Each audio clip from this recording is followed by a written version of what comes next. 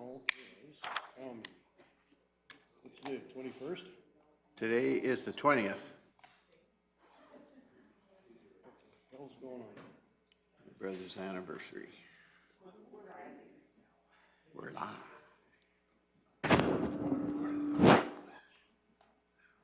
How come my mic is so loud?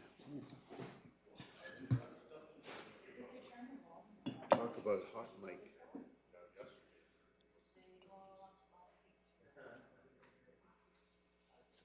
That was probably my fault.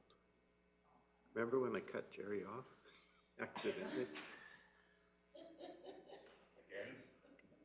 Again?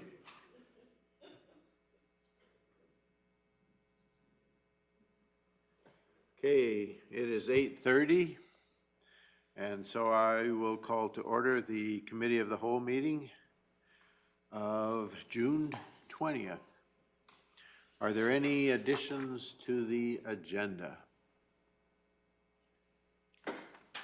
Seeing none, Councillor Christie? I'll move the agenda as presented. Okay, so we have a motion to approve the agenda as presented. All those in favor? That's carried unanimously. Thank you. The minutes from the May 16th Committee of the Whole meeting were circulated previously.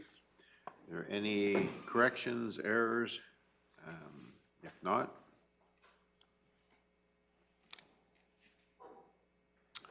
Councillor McGee. I move to approve the meeting minutes of May 16th, Committee of the Whole, as presented.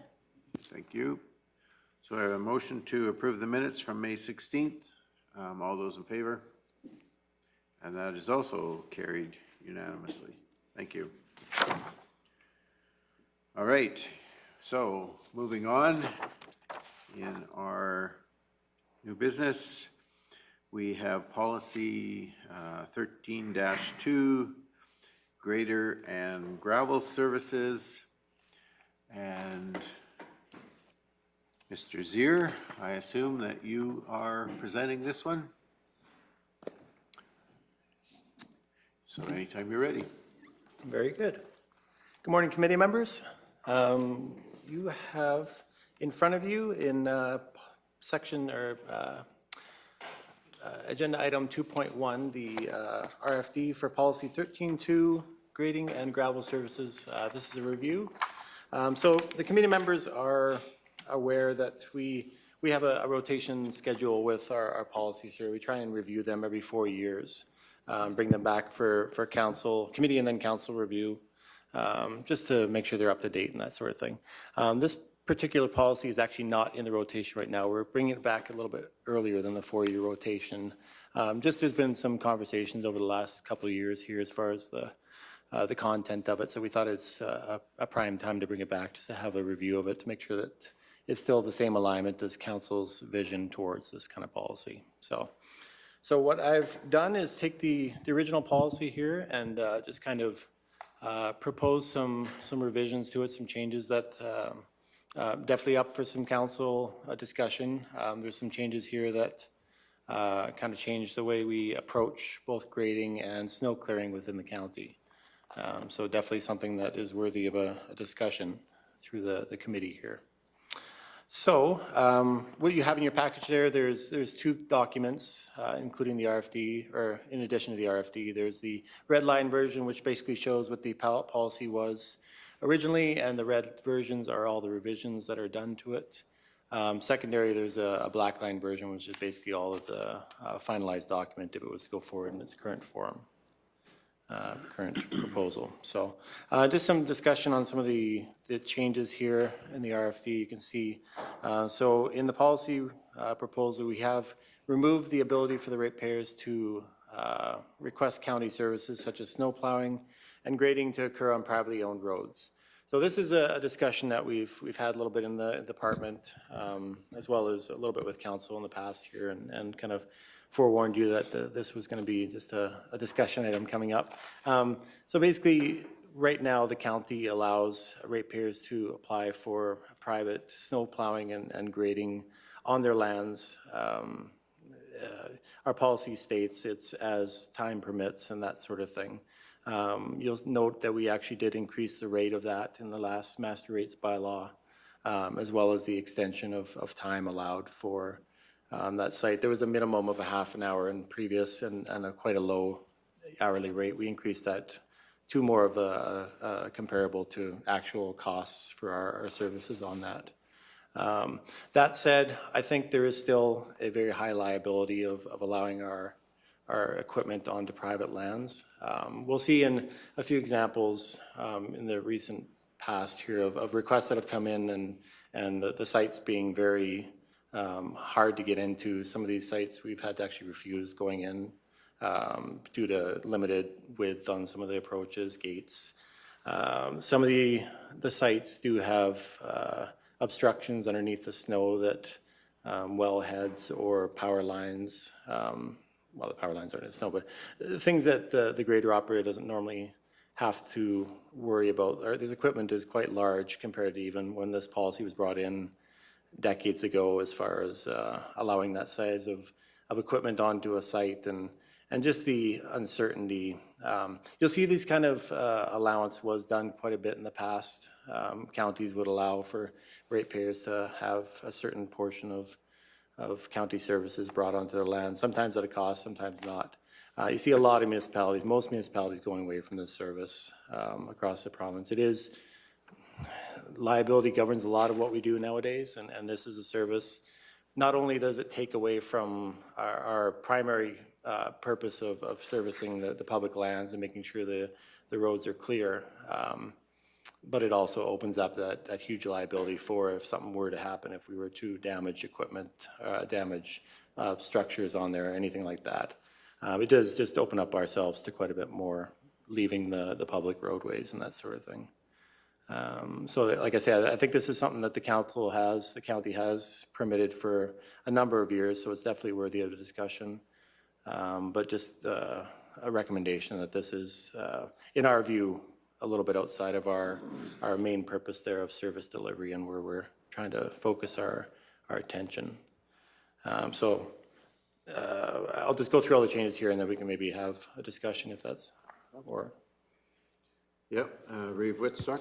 Just a quick question, Mike. Yeah. How many times how often is this used?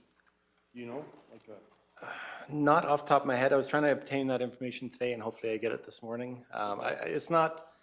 I don't would say- expect that it's used very much. It isn't, but the ones that we get are quite consistent as far as numbers. I want to say it's around the 20 to 25 a year as far as requests out there. I do think a lot of folks don't have the equipment on site, these smaller acreages, and that's why it is a bit of a discussion item, because it is a lot of longer term folks that are going to have to be, if the council does agree with this change, some education process on what we're doing here.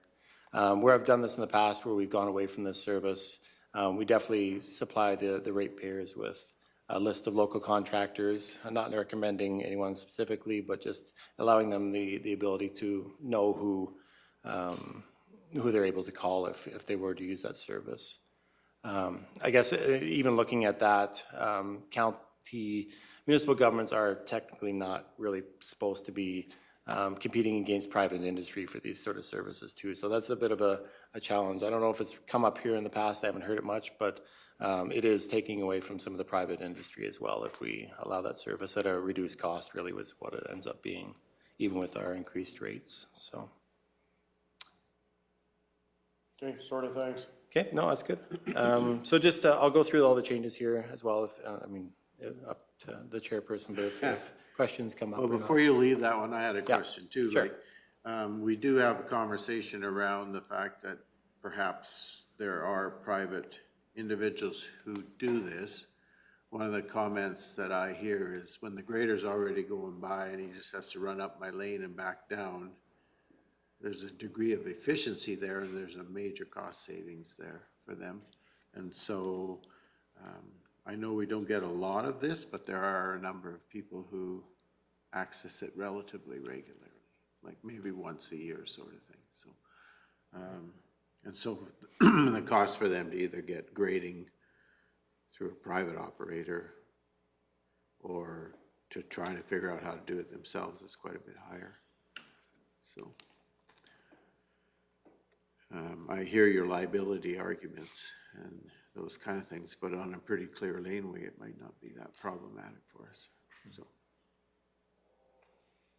Yeah, and through the chair, definitely if we are aware of some of these sites and it isn't a imminent emergency snowfall, like if we aren't trying to really clear the roads quickly, they have gone off and done the roads. What I've seen more often than not in some of these requests come, it is a day or two later, the actual request comes in, and then the grader operator is off to another division or another portion of the division. And we see a lot of backtracking with this policy, I've noticed in the last year or so. So not every time, but it's definitely something that I'd say comes up more often than not. I sure wouldn't advocate running around doing driveways and high blading the rest of the time. It's silly. I guess my thought would be is that if we were going to do a private driveway, that it would be when the next time the grader goes by. It wouldn't be we're running back to catch you sort of thing. Right. And through the chair, even with the current policy we have here, we have a prioritization of routing. Private driveways are always one of the last ones on the list after local roads. That said, same thing, are you driving by, are we gonna stop, taking off our prioritization, because it does take a bit of time. It's not just a quick swipe in and out. Most driveways, it takes a good half hour, 45 minutes, whatever it ends up being on that private site. So like I say, definitely a nice service to supply. I just think it is, like I've mentioned, a lot of municipalities are going away for this, and there's reasons behind that as far as focus on liabilities and that sort of thing. Not the primary focus of service delivery. Okay, Councillor Forbes. And I'm sure you'll be aware that people will ask you, well, who do I phone? Do you have a list for them or some place for them to go on the website that they could see the local contractors that are doing this? Yeah, and through the chair, like I say, we can definitely supply. We don't have that list right now, but if we go forward with this, it's something we've done in the past of supplying local contractor information. Like I say, never good to focus or recommend just one, but having that list available for staff or for ratepayers to look at and staff to distribute is helpful. Yeah. Okay, any further discussion right now? Or I think we're ready for you to move on. All right, sounds good. So the next change here we have is I just added a reference. We didn't have any indications or any notations towards summer maintenance and paved and chip sealed roads. So I just added a few notations there as far as crack sealing operations that we do, and patching of certain areas, and line painting will be generally undertaken every 2 years. That's typically we can get all the paved roads done in the county if we do every second year rotation, and that's keeps the lines fresh enough, especially on seal coat roads. So the other change here is so this one is another change that is going a little bit away from the tying away from the numerical limits that we have on this. You'll see that in the current policy, we have a lot of our responses on snow clearing tied to certain minimum depths of snow accumulated on the road, with paved roads and local roads being 5 centimeters and 10 centimeters on that before we actually deploy.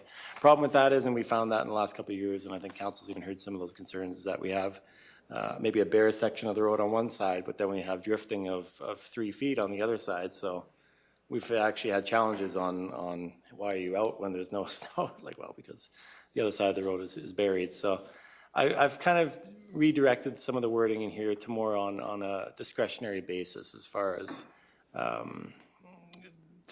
the ratepayers will inform us, or the supervisors will be out, and they do road inspections every day. They can note which roads need attention, which ones don't.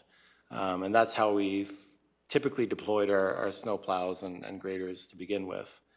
This kind of just clarifies the policy as to how we're actually responding to it in the field, as far as the depths and that sort of thing. I think it's just, it doesn't tie ourselves to that limit.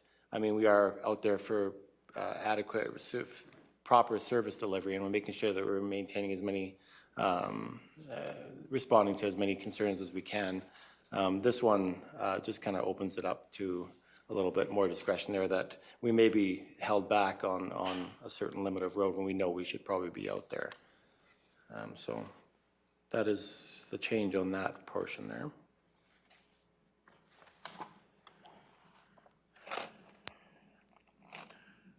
So if there's no questions on that, I'll go for the revisions on the greater rotation minimums. So this one's another change away from the numerical limits that we have on here. You'll see in our current policy we have a minimum of 6 rotations for gravel roads. Hamlets, alleys are bladed an average of once per year. I found out I think we don't actually grade any of our alleys in the county here, so that was a bit of a change on there. But the hamlets as well, it is on an as-needed basis, basically, whenever we need to go in there and clear those up. Private driveways and the dirt roads. The dirt roads is actually tied to another policy that we have specifically for dirt roads. So I've left that recommendation on there just to be tied to that dirt road maintenance. That's a little bit further discussion I think we should have with council as far as our actual limits on those dirt roads policies. It has two times a year right now. A lot of what we're doing here you'll see is really focusing on our impacts. We have technology right now, we have the ability to see which roads need more attention than others. We know already that which roads are getting serviced way more than 6 rotations a year, and which ones we actually have concerns with that we're doing it 6 times a year, because that actually overgrades the road and does degrade it to a different extent. So we're actually detrimental to the standard of the road by following this policy. So a lot of our grader operators, our supervisors, are very experienced in which roads need the attention more than others out there. So we are directing them to pay attention to the roads and give them basically as much attention as they need.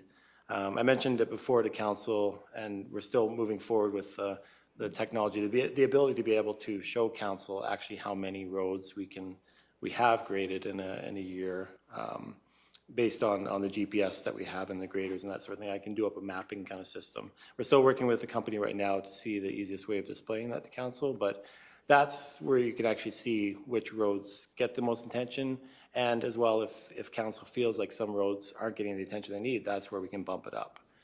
If we get one that you're getting calls on, complaints on, or concerns raised, and we can see it's only been done 3 times in a yearly average, maybe that's when we can say, okay, this one is a little more attention needed. So I think that kind of case by case almost basis, but based back on real data that we can acquire, I think is important for council to see, really, rather than an arbitrary number here that we're hoping meets the needs of the ratepayers and business out there. So I guess I'm going to go backwards a little bit and then to where you are right now. So one of the things that's been helpful to me anyway is documentation of why they're out there. And so particularly in the snow clearing side of things. And so some of the pictures and stuff that have been taken by the road supervisors to show the need for what's happening out there has been very helpful. One of the problems maybe exists with removing sort of expected standards is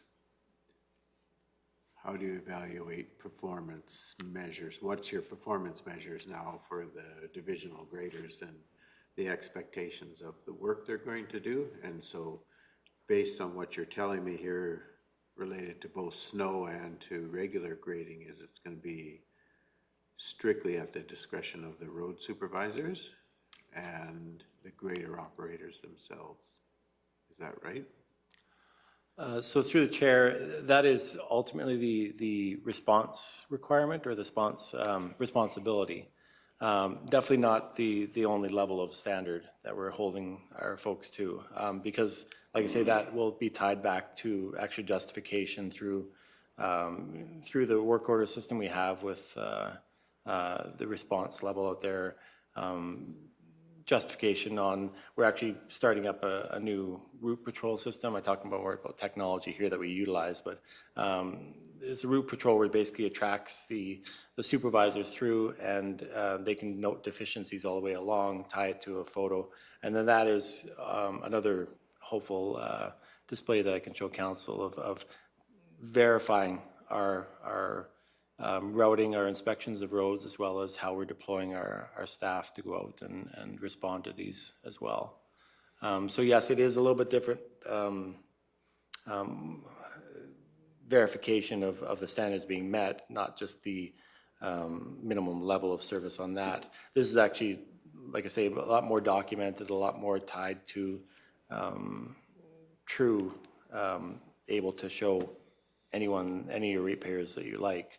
And I think we've utilized that quite a bit in the last year. As far as a concern comes in, we can pull up the work order and the request that has come in on why our grader operators may are out when some feel that they shouldn't have been.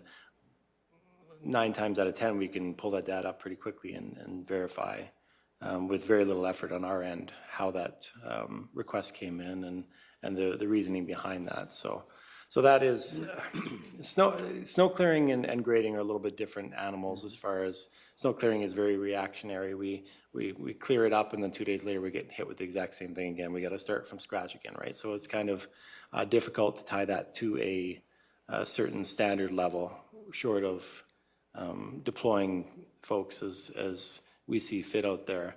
I've added some wording in here as far as justifying the grader operators to go out and clear driving lanes when the supervisor feels that the wind levels have died, or even if the wind levels haven't died, to the ability to make sure that they are able to go out and clear those to keep the lanes open, but not looking at cleaning the ditches until the wind event dies down or the snow event ends. So there's different allowances put in this policy to hopefully give the supervisor a little more leniency in how they put out their staff, but at the same time following it up with reports back and like I say, the justification on why these staff are going out. So. Well, I guess that's what I'm trying to get at, is if you're going to give them the ability to make these decisions, then they also need to be accountable for the decisions that they're making. Because as a counselor, particularly in my division, I get lots of questions on grading and the justification of why we have the grader routes that we do and why the graders are doing the work that they're doing is fairly important to a number of ratepayers that I have. And of course, therefore, it's important to me. And so if we're going to free up, is the word I'm going to use, our road supervisors to assign equipment and workload to grader operators based on the conditions that they're seeing out there, then they're going to need to be accountable for those assignments, and they're going to have to provide the documentation to show why it's happening. And so particularly that's important, I think, on the snow clearing side, but it's also going to be important when a ratepayer comes and is complaining about condition of their road during our normal gravel road grading season. And, you know, I haven't seen a grader all year. And I know that you can track that because you've done that for me in the past, where someone says, well, grader, I think he's been here once this year, and we go back and we look, and yeah, he's been there 5 times, right? And oops, wait a minute, he's on your road right now, sort of thing. But I think that with the freedom of assigning this equipment comes a greater level of accountability for those road supervisors and for the operators themselves. And so it's a balance that we have, right? We need graders out there, either because we have snow or because we need roads graded. And depending on the conditions that they're working in, they are either more effective or less effective. And so I guess it concerns me a little bit that we're taking some of the measures out. So I'm wondering how we're going to have those measures or accountability on the backside. So as counselors, when we look at for instance, a budget that says we have, 10 grader beats, and how do we justify those 10 beats, right? Right. So this kind of gives us something in terms of justification to say, well, we got gravel roads that need to be graded 6 times during the summer. And so I guess I'm just looking for some assurance that there'll be that documentation back there, that when the questions come, we're going to have that ability to give answers back. Right. Yeah, and through the chair, like I say, I think hopefully I can display that to you in future reports and that sort of thing. I know I can. I just have to have the mapping quantified, clarified on the actual display of that. Definitely, if there's something different that council wants to see, my intent is that it's more of a report that shows where the graders have been, shows the intensity that they've gone out there. Really good example, or really good ability for council to have that information. So if you do get the requests on if there's been a grader on that road for the last year, you'll have that information, or how many times it's been there, and that sort of thing. So, Dave Whitstock.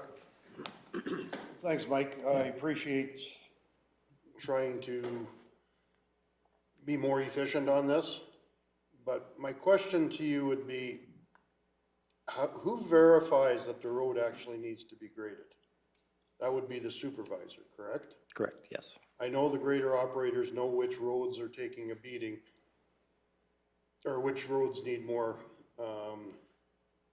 work done on them. But because of being seasonal, and I know in our area, there's a pile of trucks and it's seasonal. Does anybody check to see the road if there's a complaint that comes in, or is it just automatic send a grader when he's in the area the next time? Yeah, no, through the chair, definitely, whenever a call comes in, it's deployed to the area supervisor, and they do an inspection. Okay, so they do look at it, and they do verify that the road needs to be done. Yeah, so the system we brought in right now with the work order system, anytime a complaint comes in, anytime a call comes in, it gets logged into that work order system and immediately deployed out to the supervisor, who has the responsibility to inspect it and then actually fill out their findings of it. It was inspected and the grader has been sent out to fix it. Okay, So and those records come back to the county office? it's right in our system, you bet, yeah. Okay, and then that information is transferred to the grader operator the same day, basically, I guess, when the check is made, or? Whenever after the inspection's done, yes. Yeah, okay. Because I agree that there's some roads that 6 times a year is probably more than is required. But I see some roads that 6 times a day might not be enough. For sure, exactly right, yeah. But, yeah, okay, thanks for that. Yeah. Any other questions at this point? Seeing none, I guess you're free to continue. All right.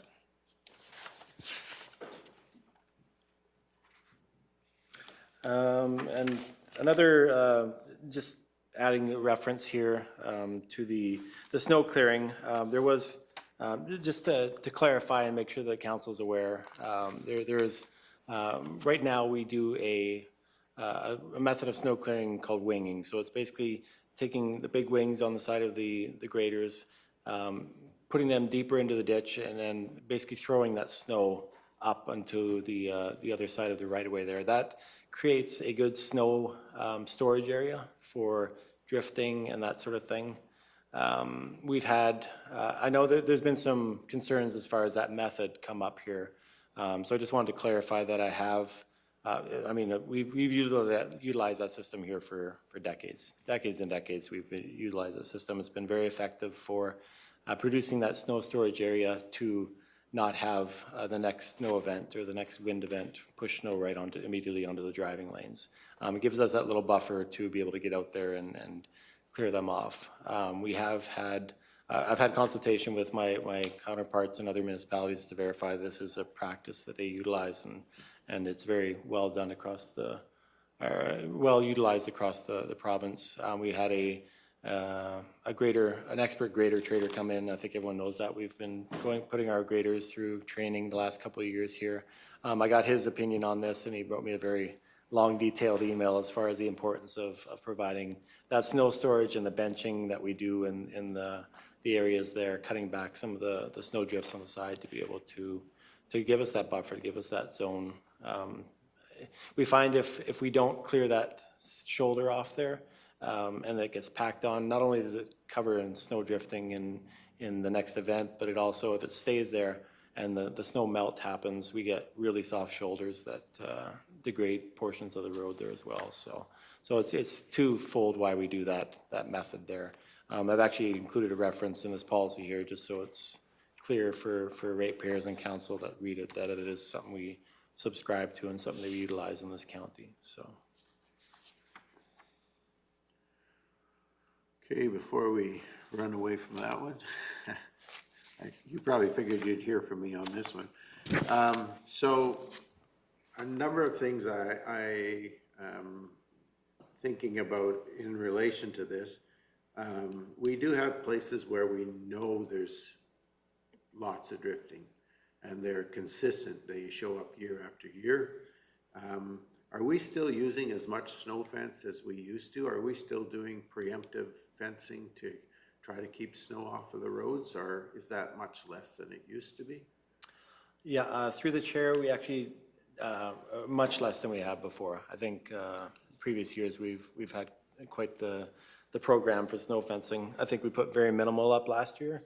And we are going more to the method of not trenching, but basically creating windrows within the fields with our graders. I think we did that in a couple instances this year. Creates the same effect once the snow is there, but it actually eliminates the extra workload on that. So we tried it a little bit last year. We're still evaluating the results of that. I think we're going to try it again this winter with combination of snow fence, just kind of see what our method is better. I think we're still getting a good allowance. We do have the ability to go in without even landowner consent and put that snow fence up, but we do obviously go and ask for that permission ahead of time. But this does eliminate us from having to do the big effort before and the big effort after of pulling that in. We can put our forces to other activities, so. So that was going to be my next question. So are you replacing that snow fencing with ridging then, is what you're saying, and that you're going into fields to create a series of ridges to catch that snow rather than use snow fence? I wouldn't say replacing it. I'd say we're just investigating it right now. Yeah, we haven't fully come to that being the conclusion. Okay. And one of the other questions I get lots of times on our winging side of things is when they're winging and it's relatively crusted snow, the amount of damage that they're doing to barbed wire and other types of fencing, and the need for constant repair when we're winging those large lumps of snow and they're going through barbed wire and so on. So is there any way we can mitigate some of that, or not really? It's through the chair. It is tricky. It's double-edged sword there. I mean, we leave it and we have problems in the road. Grader operators are cognizant, just like they are cognizant when there's a fresh snowfall and there's soft gravel and we know we're going to lose some of that gravel into the ditch.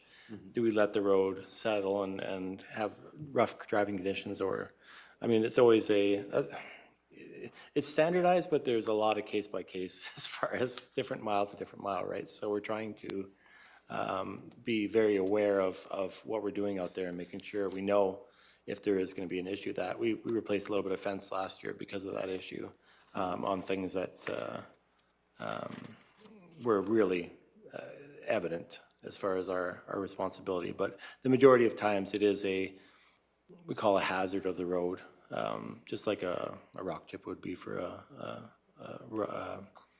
a resident windshield. It's something that we have to utilize in certain times to maintain that road. So very cognizant of what we're doing out there, but at the same time, it's not going to be able to be eliminated entirely. Okay. Just, I know that there are certain areas not only in my division, but others where drifting is a big problem, and I know snow fencing works relatively well for me within my own property to keep snow off my driveway and so on, and so it just seemed to me like we were doing a lot less of the snow fencing, and I hadn't seen a lot of ridging going on, so I just was wondering if we just had changed our policy so that we were just doing winging in ditches and eliminating drifts as they develop, so. Yeah, no, and through the chair, it definitely is something that we see a benefit in. Snow fencing is especially on the areas where the roadside is lower than the surrounding lands. We see a lot of benefit in putting that out in the field, either snow fence or ridging or a combination of both, to stop that and catch that snow before it makes it to the road surface. Okay, So, thank you. Yep. Any other questions? If not, I guess you're continuing on. All right. Well, I think that does come to the end of the majority of my major changes, other than some grammar portions. I removed the reference to gravel specifications. It's in our master servicing document, so we didn't need to duplicate it here. So yeah. So that is the proposed changes here. Like I say, this is committee of the whole, so definitely able to have conversation, look at if council requests any more information back on some of those areas. I haven't got that number of ratepayer requests we've received in the last couple of years, but I can bring that back to council if you like. Yeah. Reeve Whitstock. That is one of my That is one of my concerns, is removing that ability for ratepayers to have their driveways cleared. But I do understand that some of those driveways are, the equipment that we're using is not, it's way too big for what they're planning on getting done. But in other cases, I think that it could be very useful for those people. I don't know if there's a way to incorporate, the season is coming, can we check the driveways and then come in and determine whether or not we're even capable of doing it? I know that's very onerous, but on the other hand, we have supervisors that drive those roads. I don't know if council would be looking at that and saying, you know, okay, well, this driveway, there's no way that we're gonna send a grader down there, because number one, maybe there's no place to turn around, or maybe it's just too damn narrow to get down. But in other cases, there might not be an issue. So I don't know. I guess that's a question for council. I know you would prefer not to do it. And probably some of the grader operators would prefer not to do it, but I'm sure that they know which ones they can do and which ones they can't. Yeah, and through the chair, I definitely, I mean, I may have a personal preference, but as far as council, I understand service delivery, I understand all that sort of thing. I'm just informing you of the liabilities that I see on this and the restrictions that may come because of that. Definitely, like you say, council discussion, council decision on this. No, I appreciate that. Thanks, Mike. So I guess, just to follow up on that, if we are sending out road supervisors to verify requests for service on roads that are ours, it's possible that we could send out road supervisors to just verify that a private request is actually serviceable by us, just to verify that we can actually do the work that's being requested. I don't know. It would still allow us to do, at least leave the door open for ratepayers who may not have another option as far as getting a driveway graded or snow removal. But I don't know. It's a council decision. Councillor McGee. My thoughts on that topic are, I have a couple that are in my division, are seniors. The opportunities for them to know how to advocate for themselves are weak. And so could we maybe consider a compromise? I believe we need to get out of this as boldly as we can. But I also wonder if there isn't a way that we could have a grandfather clause for the people we have a long-standing relationship with that have those needs. So only those that we've already had good relationship giving this service to. Is that something that could be contemplated? Or do we need to make it the same for everybody? I guess my comment would be there needs to be some level of consistency within the policy, I think. I don't know. Councillor Forbes? I believe that it should be consistent across the board. When you own an acreage, you know what you're getting, whether you're, what age you are.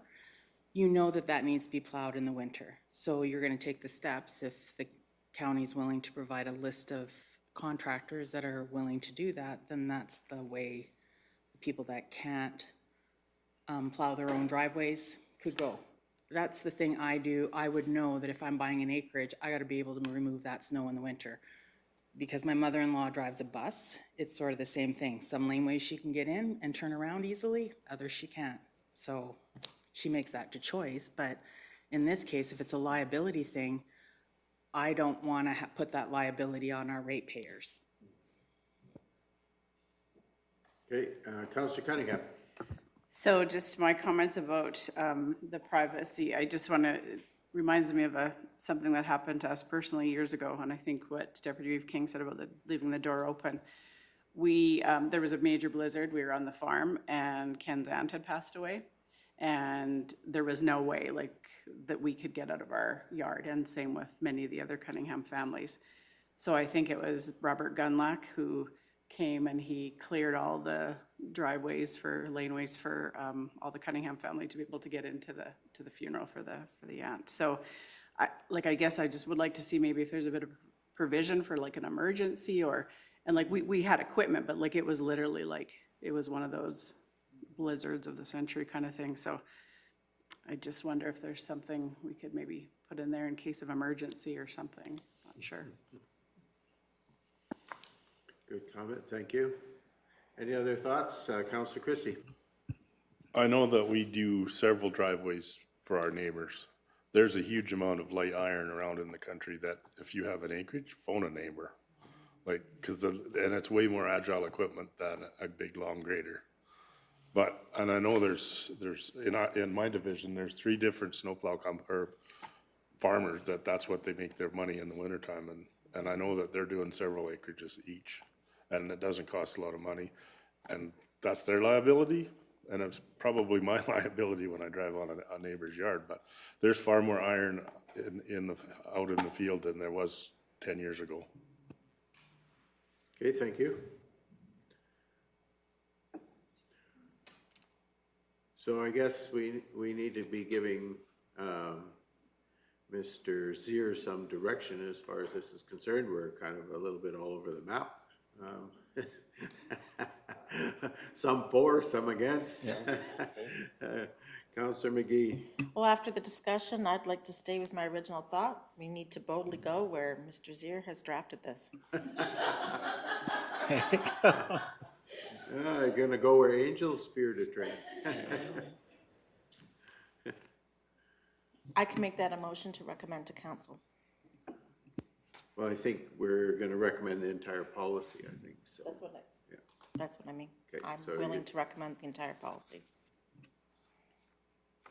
Okay, so we have a motion to recommend the changes within this grading and road services maintenance program to council.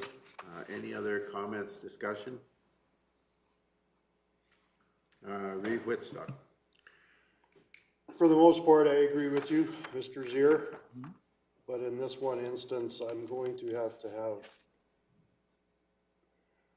have to be against the motion strictly because of the driveway part of it. I think there is a way that we could provide services for our ratepayers, but that being said, it could be rather onerous and maybe too onerous. But giving it a try probably wouldn't hurt, but regardless of. Just wanted to make my thoughts clear. Thank you for that. I guess I still have some concerns in terms of the measures and accountability side of it.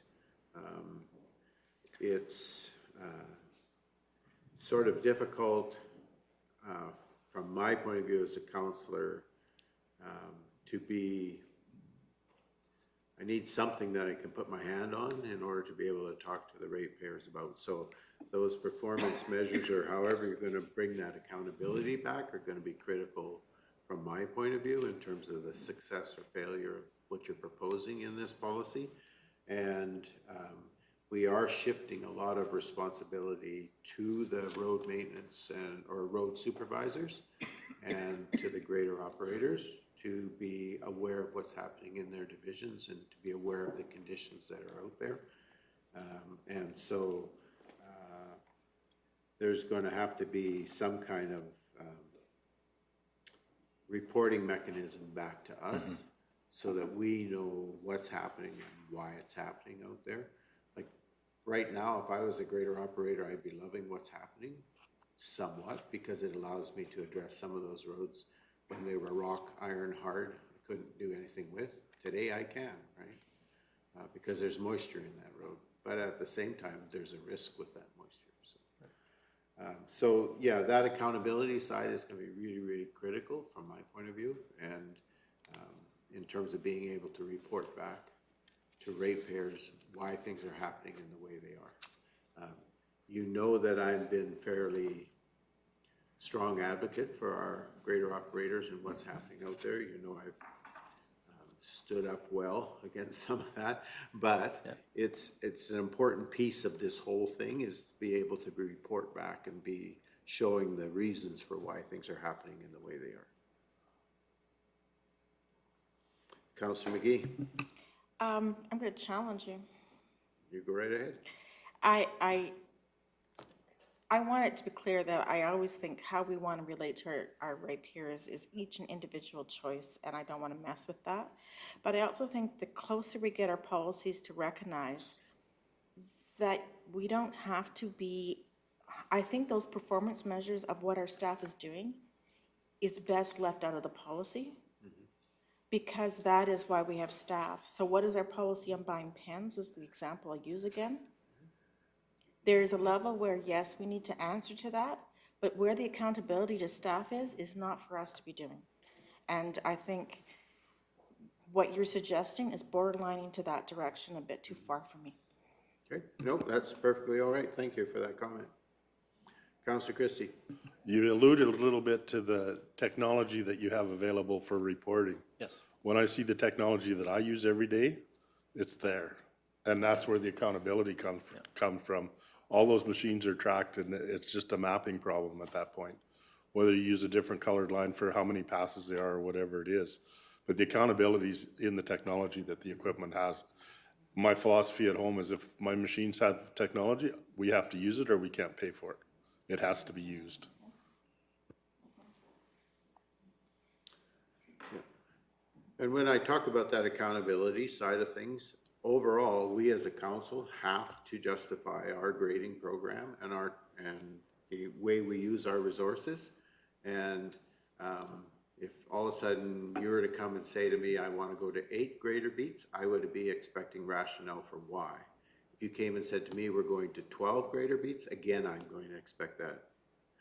Why are we doing that? What's the reasons? And so when we make a change in a policy like this, we need to be able to explain to ratepayers why we're doing this and what the justification is. And I'll be honest, there are a lot of people out there who know that in the past we've had a 6 times over the summer policy. And if all of a sudden their road didn't see the attention that it had in the past, we need to be able to explain why. And not me necessarily, but as an organization, Kneehill County, we have to be able to explain why. And so if it's traffic counts or the amount of usage that that road gets, or whatever the reason is, we still have to be able to back this policy up. And we have to be able to explain to ratepayers why the policy is the way it is, and not we, council necessarily, but the whole organization. And so that's what I'm getting at, is we need to be able to track what's happening. We need to be able to know why it's happening, and we need to be able to explain why we're doing what we're doing. Because ultimately, it means dollars and cents, and it means resources. And so that's where I'm going. And for me as a counselor, I get lots of questions about grading, and I'm prepared to respond to those, and I do, I back up our transportation people. There's no question. I say we have policies and we're doing what we're expected to do within those policies. And so, but I still think we still have to be able to justify the resources and the allocation of those, and we need to be able to prove that we're doing what we're saying we're doing. Agreed. Okay? And I agree with you. We don't want to get into the weeds too far. Pink pens or purple ones?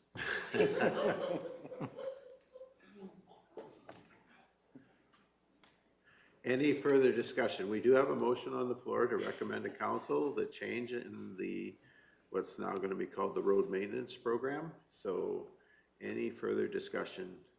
I know it'll come back to council. Councilor Christie. I guess it's like my farm. When I give a guy a responsibility, I expect him to own his job. I expect the road supervisors to own their job, and this gives them the ability to do that. It takes pride in your work at that point. Thank you for that. Any other comments or discussion? We're getting to the point where I'm going to ask the question if there's no further comments or discussion.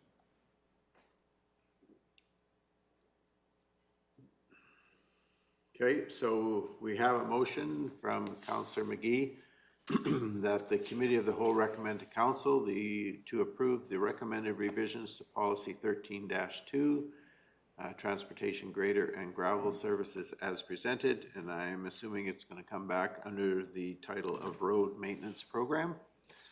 Okay, so any further comments or discussion? All those in favor?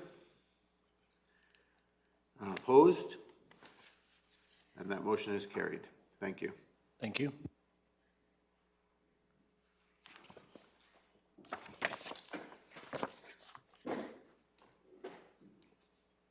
Would you like a break? Okay, I got a request for a break, so we are going to take a 10-minute recess. So we'll come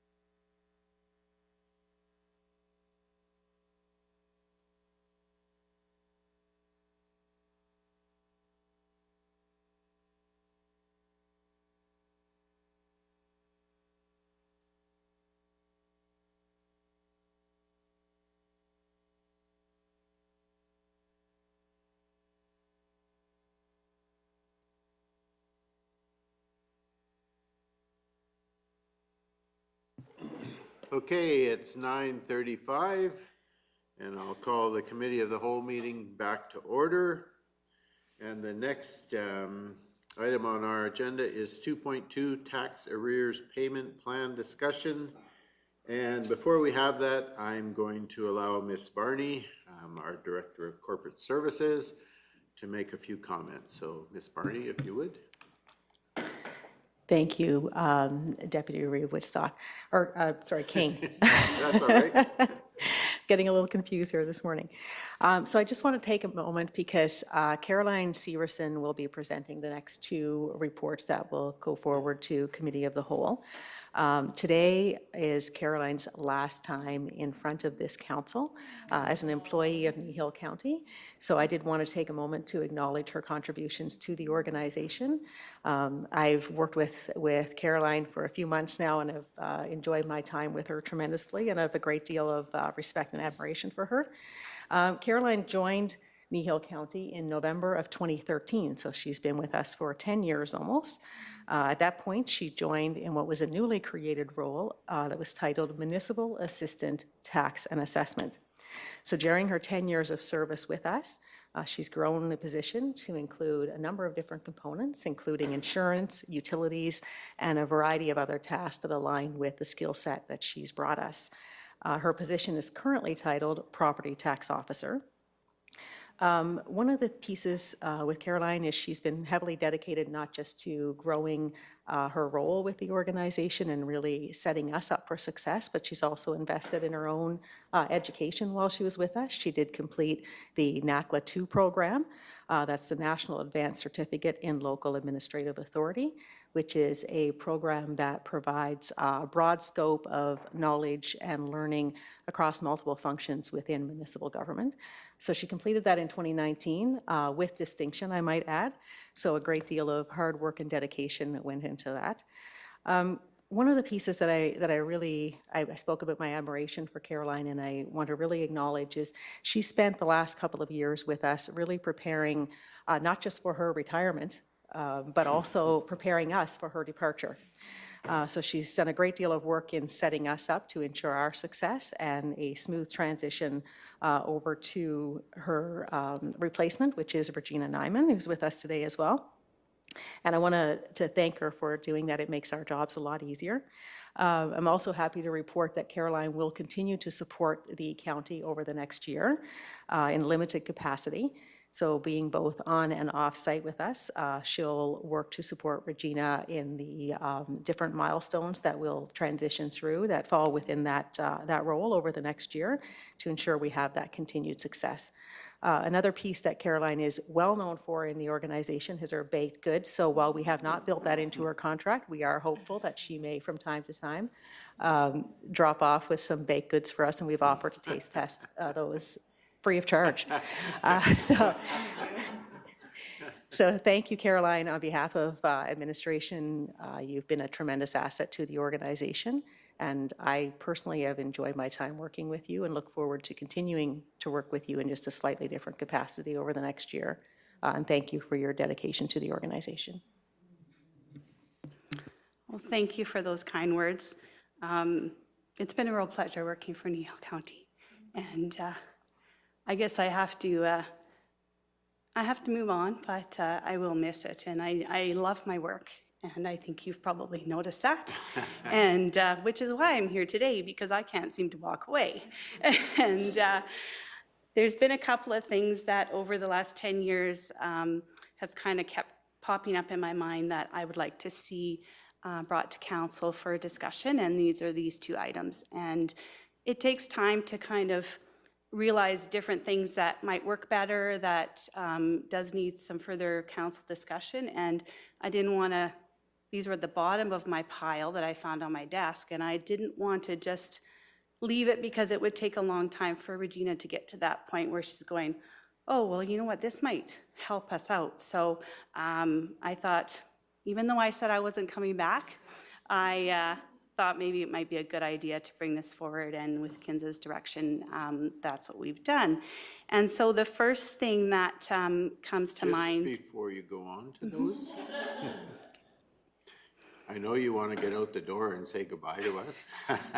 However, we do need to also acknowledge as council your efforts and just say how much we have appreciated, particularly on our delinquent tax files, but also in the other areas that you do work for us. We need to acknowledge you've done great work, and so we are grateful for that, and your contributions are very much appreciated. So just so you know that, from us as council, I know Ms. Barney has definitely said you are a great contributor, and we acknowledge that as well. So thank you for your efforts on our behalf. So. Thank you. You're making it all very hard to leave, you know that. But with all that being said, I better leave now, right? Well, if there's any of the other councilors who want to make a comment, I certainly would leave that open. So go right ahead, if Councilor Christie. I made the comment before that the managers need to own their job. You're a classic example of owning your job and taking it above and beyond. So thank you very much. Thank you. Reeve Whitstock. Well, I appreciate all the work that you've done here, Caroline. You've been here for a number of years. You've made this organization stronger every year. You've done a lot of hard work. You've cleaned up a lot of our delinquent files, and can't thank you enough. And I mean, it's your negotiating skills and also your personality where you can twist somebody's arm without actually twisting their arm. So what I'd like to do is say thank you ever so much. Really appreciate the work that you've done here. Absolutely.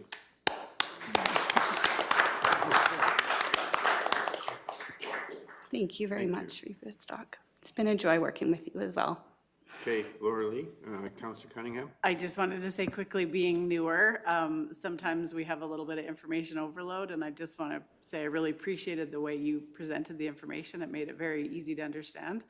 And like Reeve Whitstock alluded to, you have this lovely personality that just shines through. So thank you so much, and all the best in your future. Thank you. Okay, if there are any other comments, if not, we actually are going to let you present what you came for. Imagine that, eh? All right. So, Caroline, whenever you're ready. I like the structure of meetings. First time I've been at a committee meeting, so it's a little more relaxed, I think. You know, it's nice. So the first thing is a program called the Tax Arrears Payment Plan.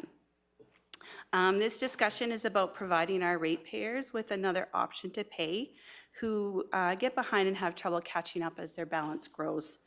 The following proposed payment option allows relief to those who can, over a 2-year period of time, bring their tax arrears into good standing and includes penalty relief from the date of enrollment in the plan.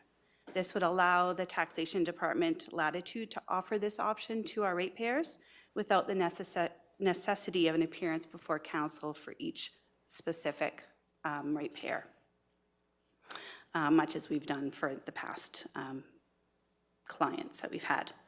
So the MGA does provide opportunities to allow councils to encourage payment of tax levies through Section 340. Permit taxes to be paid by installments at the option of the ratepayer. We do use that with our regular tax installment payment plan for current year taxes.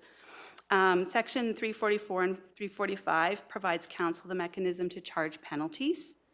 And Section 346 indicates that a penalty that's imposed is part of a tax in respect of which it is imposed. So as soon as the penalty is charged to a tax roll, it becomes part of the tax due. And is whenever you're speaking of what the tax arrears are, that always includes the penalties that were attached to those tax arrears. Section 347 allows council to cancel or reduce tax arrears, cancel or refund all or part of a tax, or defer the collection of a tax. And another section that I realized I forgot to mention in here was Section 339, which provides council the ability to provide incentives through a bylaw. So there's different opportunities for council to work with ratepayers, and this is just another one that we would like to propose be looked at. So currently, Kneehill County has a tax penalty bylaw which charges 2% penalty on the first of each month on all current tax in default beginning November 1st, and then all tax arrears until paid in full.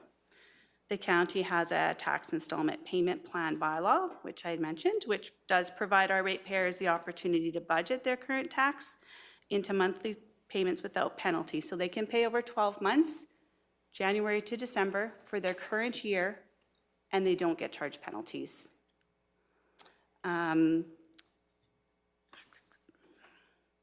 Currently, we have approximately 344 farm residential accounts on the TIP program and 2 oil and gas corporations that pay monthly.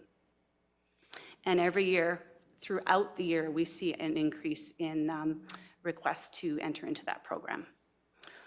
Over the past several years, we've seen also an increase in residential and farm ratepayers struggling to keep their current taxes current. With inflation sitting at over 7%, some are struggling to maintain their daily necessities.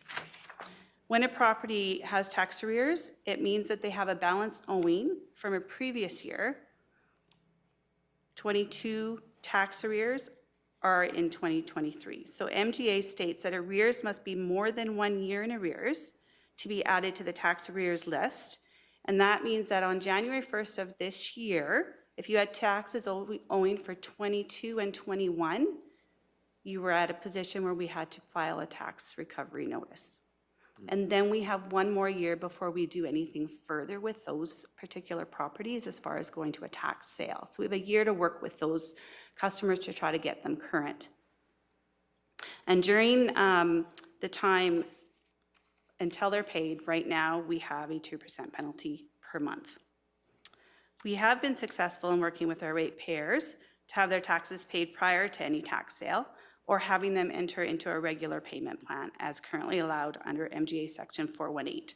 So Section 418 allows us to provide a tax agreement with our ratepayers for a period not exceeding 3 years. Within that tax agreement payment schedule, we include currently the penalty on every month and the future estimated levies. So if you were to sign a tax agreement today, it would include penalties that we would assess each month going forward, plus the 24 levy, the 25 levy, and the 26 levy. And it would be June 1st to May 31st of 26. So the monthly payment would be calculated on that. They are allowed to pay it off anytime they want, of course. And then they could also make any lump sum payments, which would decrease the penalties over time, but we wouldn't adjust the payments. They work well, and they're definitely a stopgap measure for a lot of our, not a lot, but some of our clients that just can't pay that lump sum and need some supports. So we do use that mechanism. We currently have 12 properties on that tax agreement. And like I said, penalties are fully assessed during the term of that agreement. Administration is proposing that council consider a bylaw that would allow for residential ratepayers to enter into a tax arrears payment plan, allowing them to pay off their arrears with a reasonable monthly payment and decreased penalties. And we expect that this recommended approach will improve our tax recovery rate over the next few years. Proposed bylaw would be a term of 2 years. We want to keep it under the 3 years. There would be no rebate or cancellation of penalties prior to the date they sign the agreement. So it would be whatever the balance is as of today, you would sign the agreement for that repayment amount. And then we would charge no additional penalties during the term of the 2 years on those arrears, but we would include an estimated 23 and 24 levy in that agreement as well, so that by the time the 2 years is up, they are paid in full at a zero balance, and we could transition them directly into our regular TIP program. And then they would move forward and they would have a lower payment at that point in time, and they would not get back into this cycle. And you can see I had an example here. So if they owed $4,007 at the end of 22 and they entered into the agreement for January 1st, we would include the 23 and 24 levies estimated at $2,000 for a full total repayment schedule of $6,007 over 2 years, which would give them a payment of $250 a month. And then at the end of that term, the owner transitions to tip, which would be based on the, I based the example on the $1,000 of levy for that year, and their payment would drop to $84, which is a bonus for them, of course, dropping like that. So during the term of the agreement, the estimated savings for the ratepayer would be about $2,400.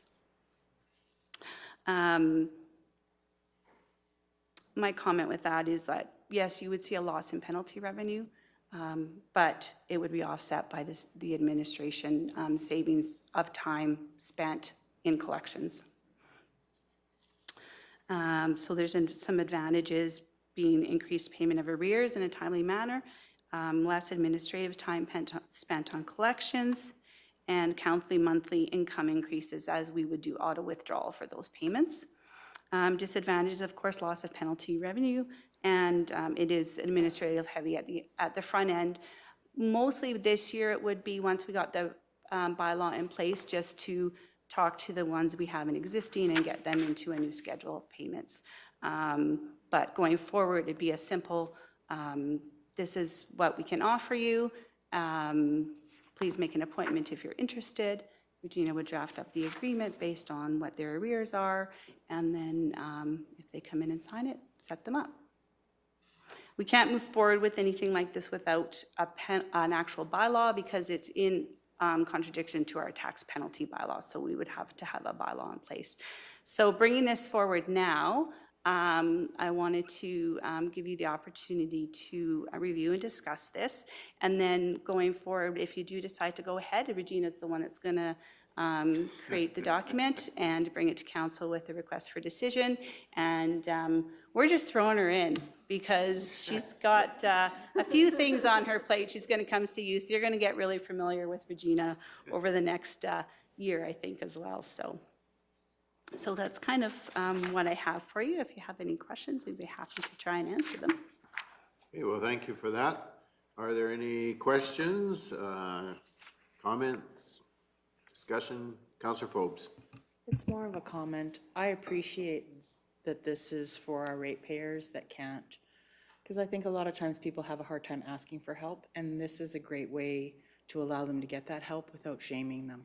And that, to me, is that's a great quality in who you are as a human being for the people of this county, and that you will also be for the people of our county.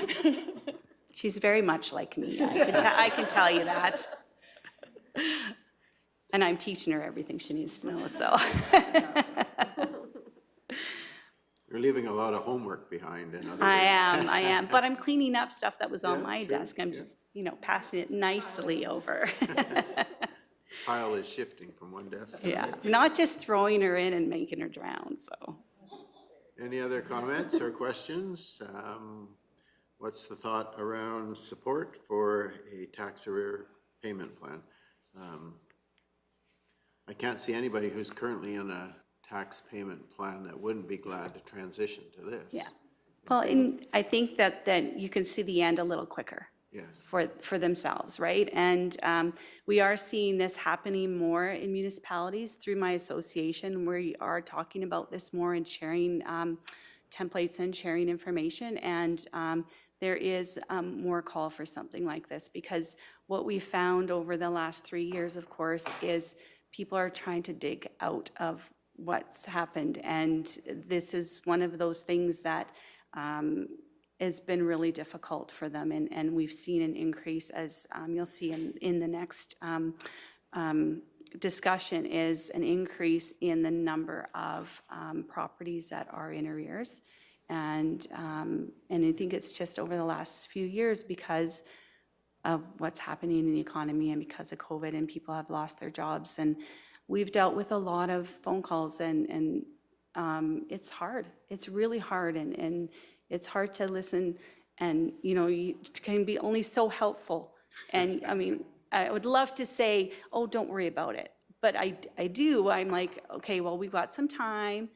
But I feel really bad because they are getting charged the penalties continuously. And, you know, if we can get them into this agreement sooner, I think that they will take a deep breath and go, okay, good, you know, we got this figured out. Now let's work on the next thing kind of thing, so. Okay, appreciate that. Reeve Whitstock. Well, thank you very much for bringing this forward, Caroline. It's, I know in your position, you hear these stories. Us in council, we don't necessarily hear them, but we're all working for our ratepayers. And thank you ever so much for bringing this up. So I would like to move that Committee of the Whole recommend to council that we support this in principle and that administration prepare the relevant bylaw and application forms for approval at a future council meeting. Thank you. Okay, good. So we have a motion that we move ahead and support this in principle, looking forward to the actual bylaw and what will be in it. Any further discussion? Councillor McGee. We could call it the Caroline bylaw. Yeah. Any other comments? Okay, if there are none other comments, I'm going to ask the question. All those in favor?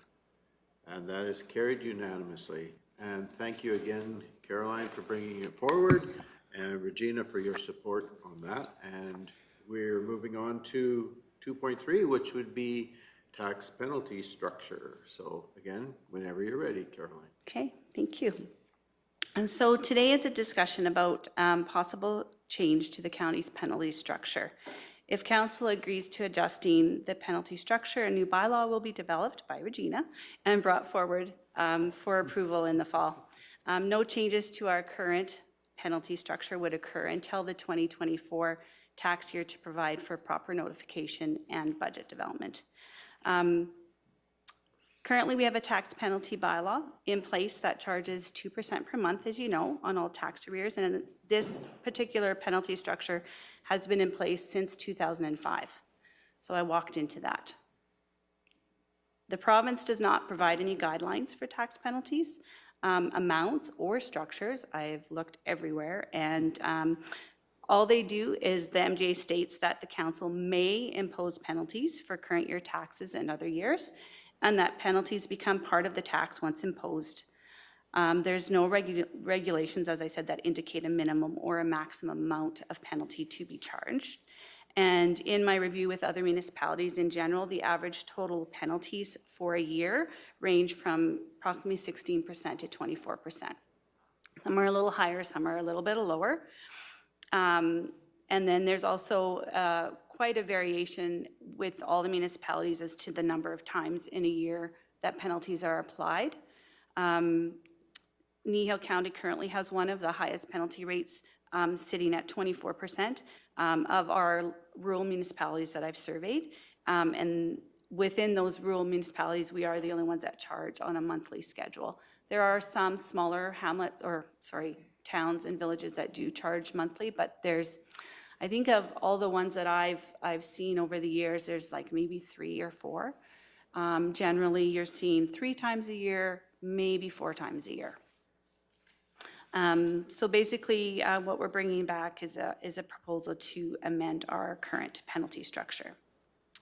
So when preparing annual budgets, penalties are an unknown, but usually based on the revenues from the previous year. Kneehill County has budgeted for $100,000. When oil and gas collections were a problem, our penalty revenues were quite high, as you know, but were uncollected, and they were basically canceled. Now that we have dealt with most of those issues, our penalty revenues are more in line with the budget, and right now our monthly revenues are around averaging $12,000 on taxes. So quite a drop, because they were up to $100,000 a month previously. So now we're down to what is more normal for us. The main reason for a change is to provide our ratepayers a fixed amount owing. So when we print notices, which we just did this past week, there's a balance owing on there. It will show your tax arrears as of that date and your current levy that we're processing through for 2023. By the time they get their tax notice and look at it, July 1st is maybe rolled around. And if there's any arrears on those tax notices, those arrears have now increased by 2%. So that, and then again on August 1st. So by the time they come to pay it, say they say, okay, well, I'll pay it on October 31st, they bring in their notice, and the balance isn't going to be what it says on there. And then we have to have a discussion about that. And the same thing happens again when we send out our arrears notices, which we do every November. So we run our penalties November 1st, and then we send out arrears notices November 15th-ish, right in that week. So by the time they get their tax notice and they come in December, their arrears notice is actually incorrect because another penalty has been assessed on December 1st. So then we have to have a discussion about that. So those are the kinds of things that we run into as well.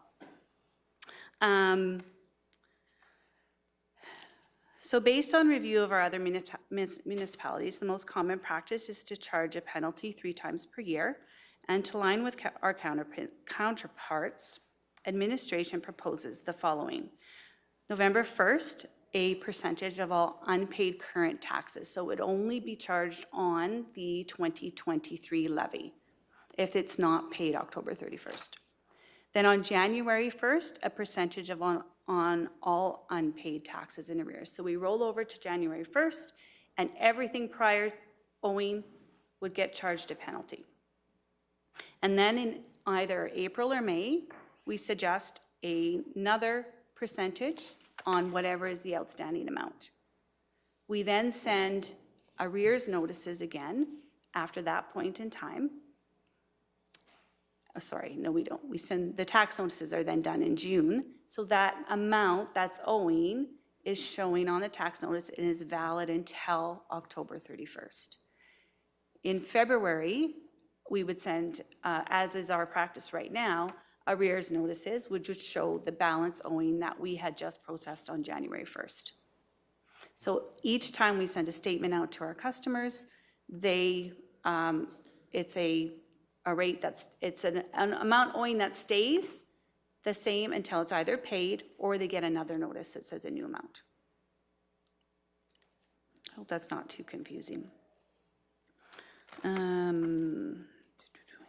So you're sending notices, like a tax notice, and then you send a arrears notice, and then you send, so 3 times they're gonna? We send statements out 3 times. We send arrears notices out in February, we send the tax notices out in June, and we send arrears notices out in November. But we charge penalties on the 1st of every month, right now. Okay, so the way you have these penalties aligned, they would align nicely with those notices. Which also aligns well with our schedule that we have to work with through the year. Because we have, of course, with the tax cycle, there's certain things that have to be done at certain times of the year. And so we've aligned those notices to be sent within a schedule of the year so that, you know, we're always organized and consistent and that kind of thing. So we wouldn't have to change that process, which would be nice. Okay, thank you for that. So we have a couple of options here that, I mean, the percentage-wise can be anything that council directs. We've just given you some examples to you could see what the penalty differences would be. Currently, if we have $1,000 unpaid after November 1st, for a full year, the penalties incurred would be about $319 on that $1,000. The different combinations that we've suggested here can change the penalty amount for the ratepayer from about $294 to $331, depending on which direction you want to go. So there would be some differences in what the ratepayer is paying, but it's not a huge difference as far as what our total penalty revenue would be impacted for the county.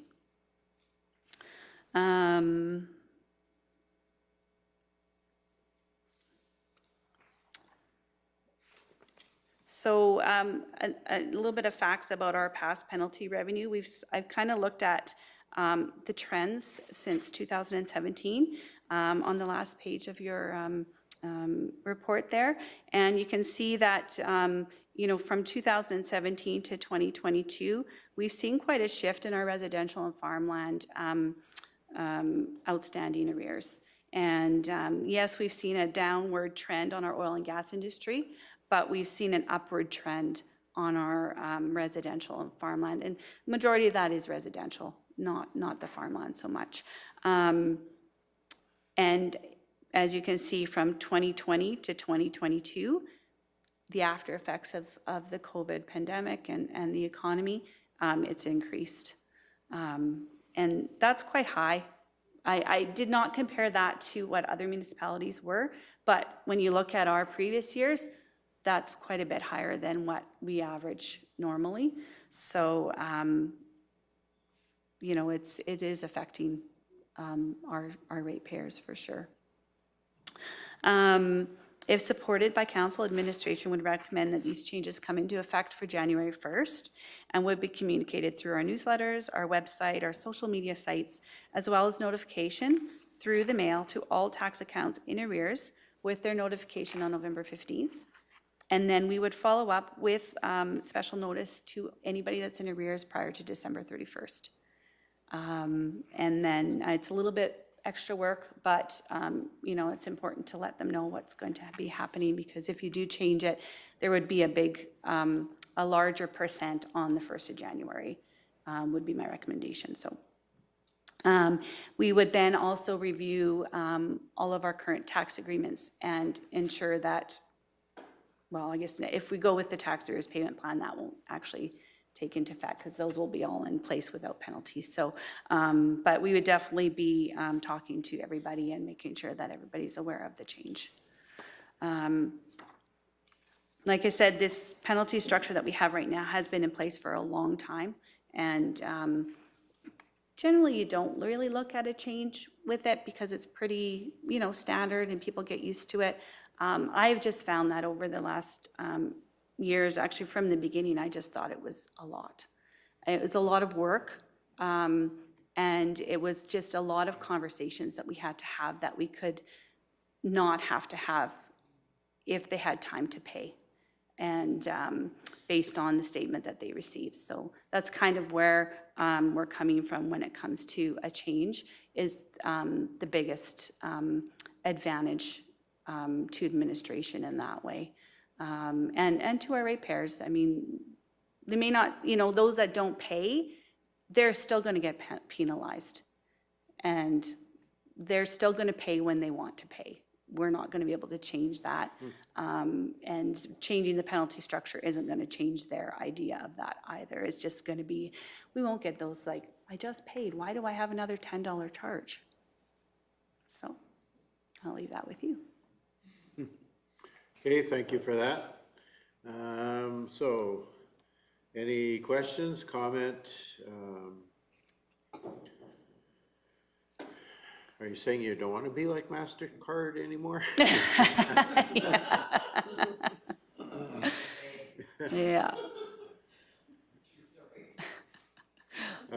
Councillor McGee.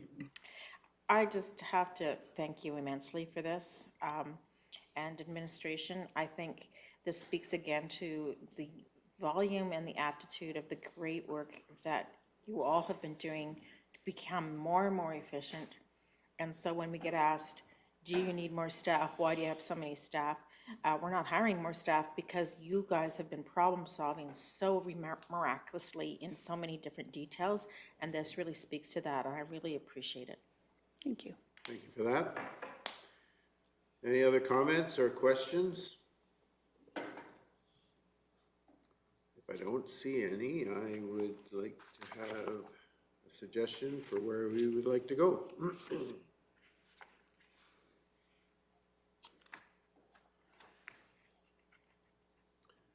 Anybody have any comment on the suggested rates of interest that are within there? Are we going to leave that up to administration to come back with suggestions for how we might do that. Reeve Whitstock, you have a comment?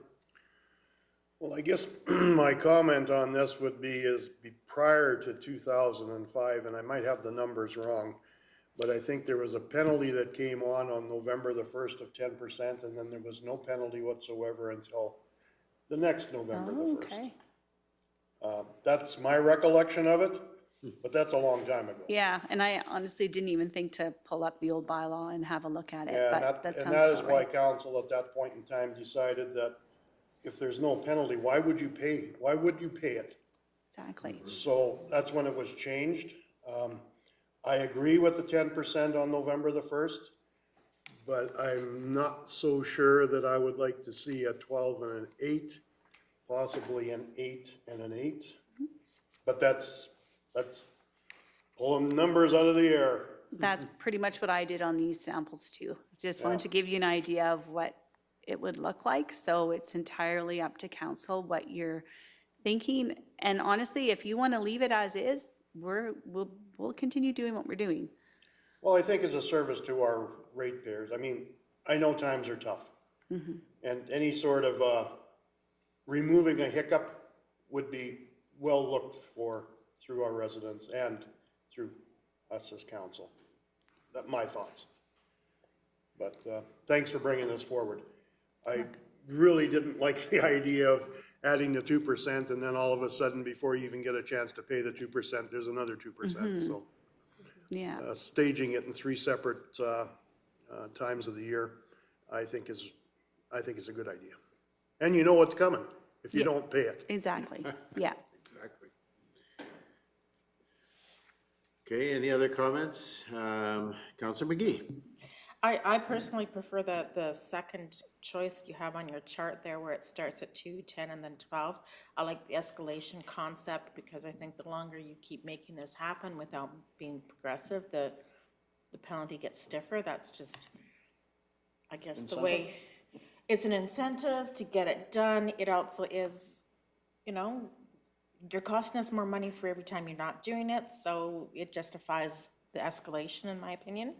I also like that the lower rate is your first rate because I do think it'll eliminate all those conversations with the person who came in on 2 days past the deadline, who, can you please excuse it because it was only 2 days and I didn't mean to, or my bank had a problem, whatever.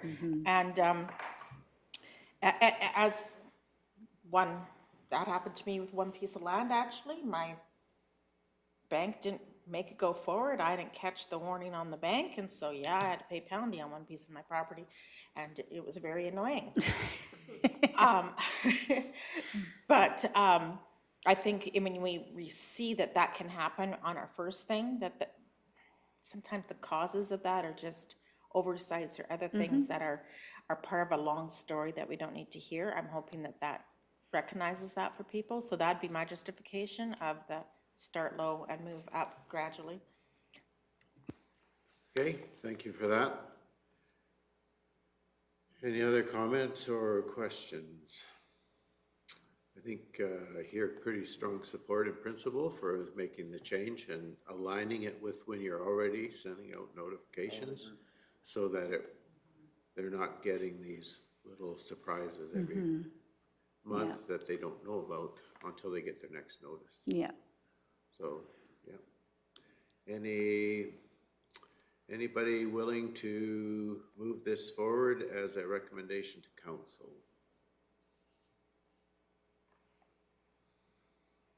Okay, Councillor Cunningham.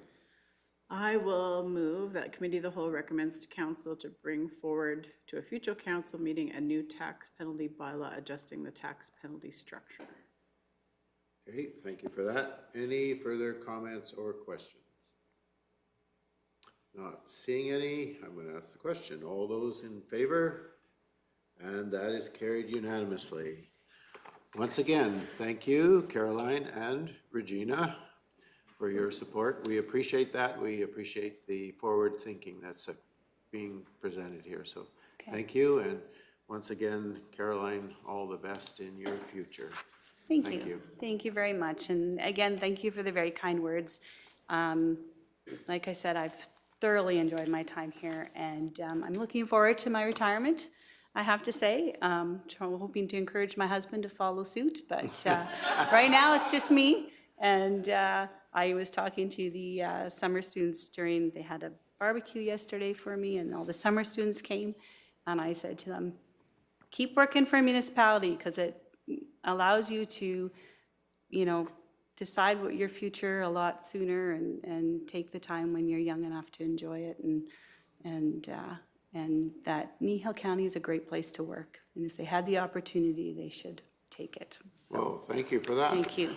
I say a lot of good things about Kneehill County. I've worked in a few municipalities, and I've dealt with people that work with municipalities across the province, and Kneehill County, I can never say anything bad. I can never be negative about my job or the people that I work with, because it's just always been really, really good. So it's a great way to end my career on a high note. So I certainly do appreciate that. So thank you. We might have to look at some recruitment position or something. Do some promotion for us. So thank you again. Appreciate your presentations today, and of course, all the work that you've done for us. Thank you. The direction. And thank you, Regina, for being here. Yep. Like she has time. Okay, are we good to continue? Okay, so we are going to move on to 2.4, public engagement RSVP options, and welcome, Barb, Ms. Hazelton, welcome, and when you're ready. Perfect, thank you so much. So as you guys are aware, we're going to be doing some large public engagements with ratepayers for the municipal development plan review. So we have several working suppers that have been planned, and we have drafted an RSVP form that participants will have to submit in order to attend the supper meetings. There will be no cost to the participants. This is solely for us to give the caterer the number of attendees for food preparation. For the first engagement in Trochu-Nackme, Tain's Catering will be providing a turkey supper. On the form, we have several questions to determine whether or not someone is a resident, a landowner, or does business in Kneehill County. We will be able to track the breakdown between someone who does not own, live, or work in the county, but it will be difficult to separate their feedback from residents of Kneehill County during the discussion period. There is a potential option with the form that if someone answers no to every question, a note pops up that says the event is only for landowners, residents, and people that do business in Kneehill County, and they will not receive a ticket to attend. Administration is looking for feedback from council as to whether this is the approach they would like us to take. The other approach is to allow them a ticket and ensure we track and report on the percentage of people attending that do not own land, live, or work in Kneehill County. We have also limited attendance to those 16 and older. Since this is a working group, we want to create the best atmosphere for discussion purposes, and we want everyone to be able to participate. So how we've set it up, or what we're proposing, is supper will be served from 5 to 6 p.m., and then the working group discussions will take place from 6 to 8. Whatever approach council chooses, we will ensure it is the approach taken for all of the large public engagements. Administration can track the percentage of participants that do not own land, live, or do business in Kneehill County, and that will form part of the results that get reported back to council if they choose approach 2. Once we know the approach of choice, we will be able to have the forms go live within a few days. There will be 4 forms created to reflect each specific event separately. So again, approach 1 is if they answer no to everything, they're denied a ticket. Approach 2 is if they answer no, they still are provided a ticket, and we will track that behind the scenes. So we're just looking for what your recommendation might be, or any other comments or feedback you might have. And we did attach a draft form so that you guys can see what people will get. All right, thank you for that. Are there comments or questions? Councillor McGee. Sorry, complicating things. Thank you, I love this. I would like to suggest that we have a third approach in that, but I don't know if it's feasible with the programs that you have. If the respondent answers no to all the questions, could they purchase a ticket? So, for example, if we had a counselor from another municipality who's really wanting to get the information for their own adjustments in their own community and use this as an opportunity for education and awareness, I would like to be a welcoming person for that, but I also don't think that our taxpayers should be paying for that. Yeah, sorry, adding you a problem. No, I'll check into that. I'm assuming the functionality can be done behind the scenes, so I'll make sure I find that out. All right, any other questions or comments? Councillor Cunningham? I just have to comment, I've had Tane's turkey dinner before, and I'm just wondering how much working group activity we think we'll get after that dinner. Or Well, we'll be everyone goes to napping, sleep. yeah. Right. No, I love it, and yeah, the engagement is great, so, yeah, thanks.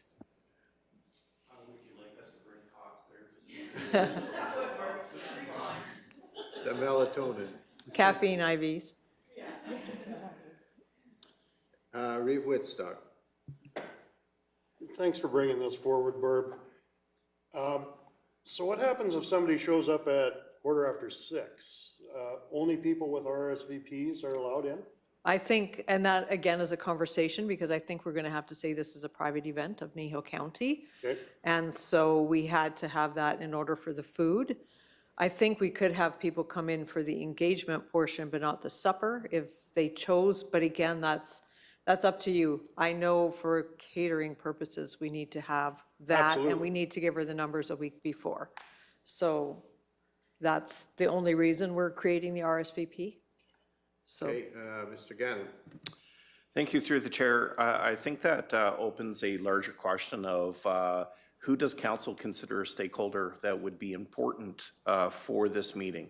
So we're ensuring we're not alienating by design individuals that you feel that you would like to participate in the event and would offer, you know, a value to the MDP conversations and process.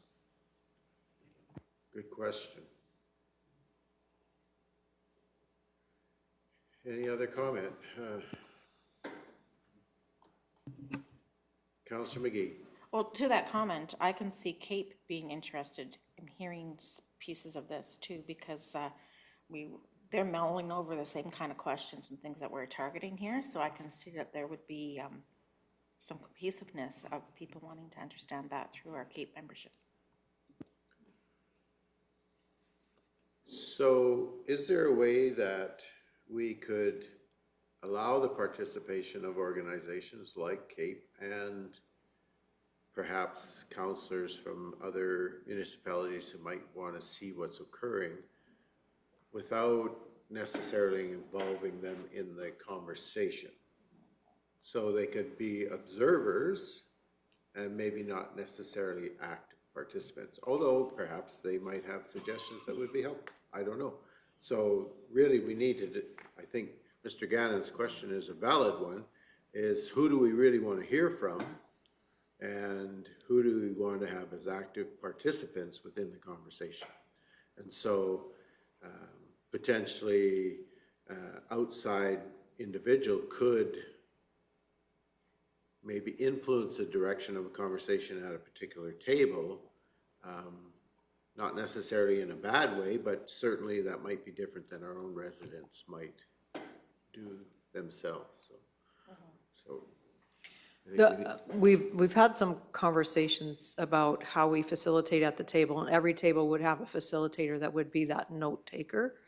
And so I think it would be on them, and they will get a package of what's happening in the evening, so they'll have that in front of them. But it'll be on them, I think, to distinguish between these comments are coming from actual ratepayers versus somebody else on the outside. So there is a potential. It's a little messier for sure, because they have to be able to capture that in their notes and just, you know, whether they star the comment or however they do that. When we go to pull it out, at the end of the day, we're going to be compiling all that information, and we will be trying to showcase it separately if that's the goal of council, is to have some other people there, so. Well, I guess, you know, starring that the comment came from XYZ individual is good information to have, but it's the influence on the conversation at the table So it could potentially change the direction of the conversation in total. And realistically, I guess we have to decide if we're open to having that happen. Some of those might be positive direction changes, some of them might not be.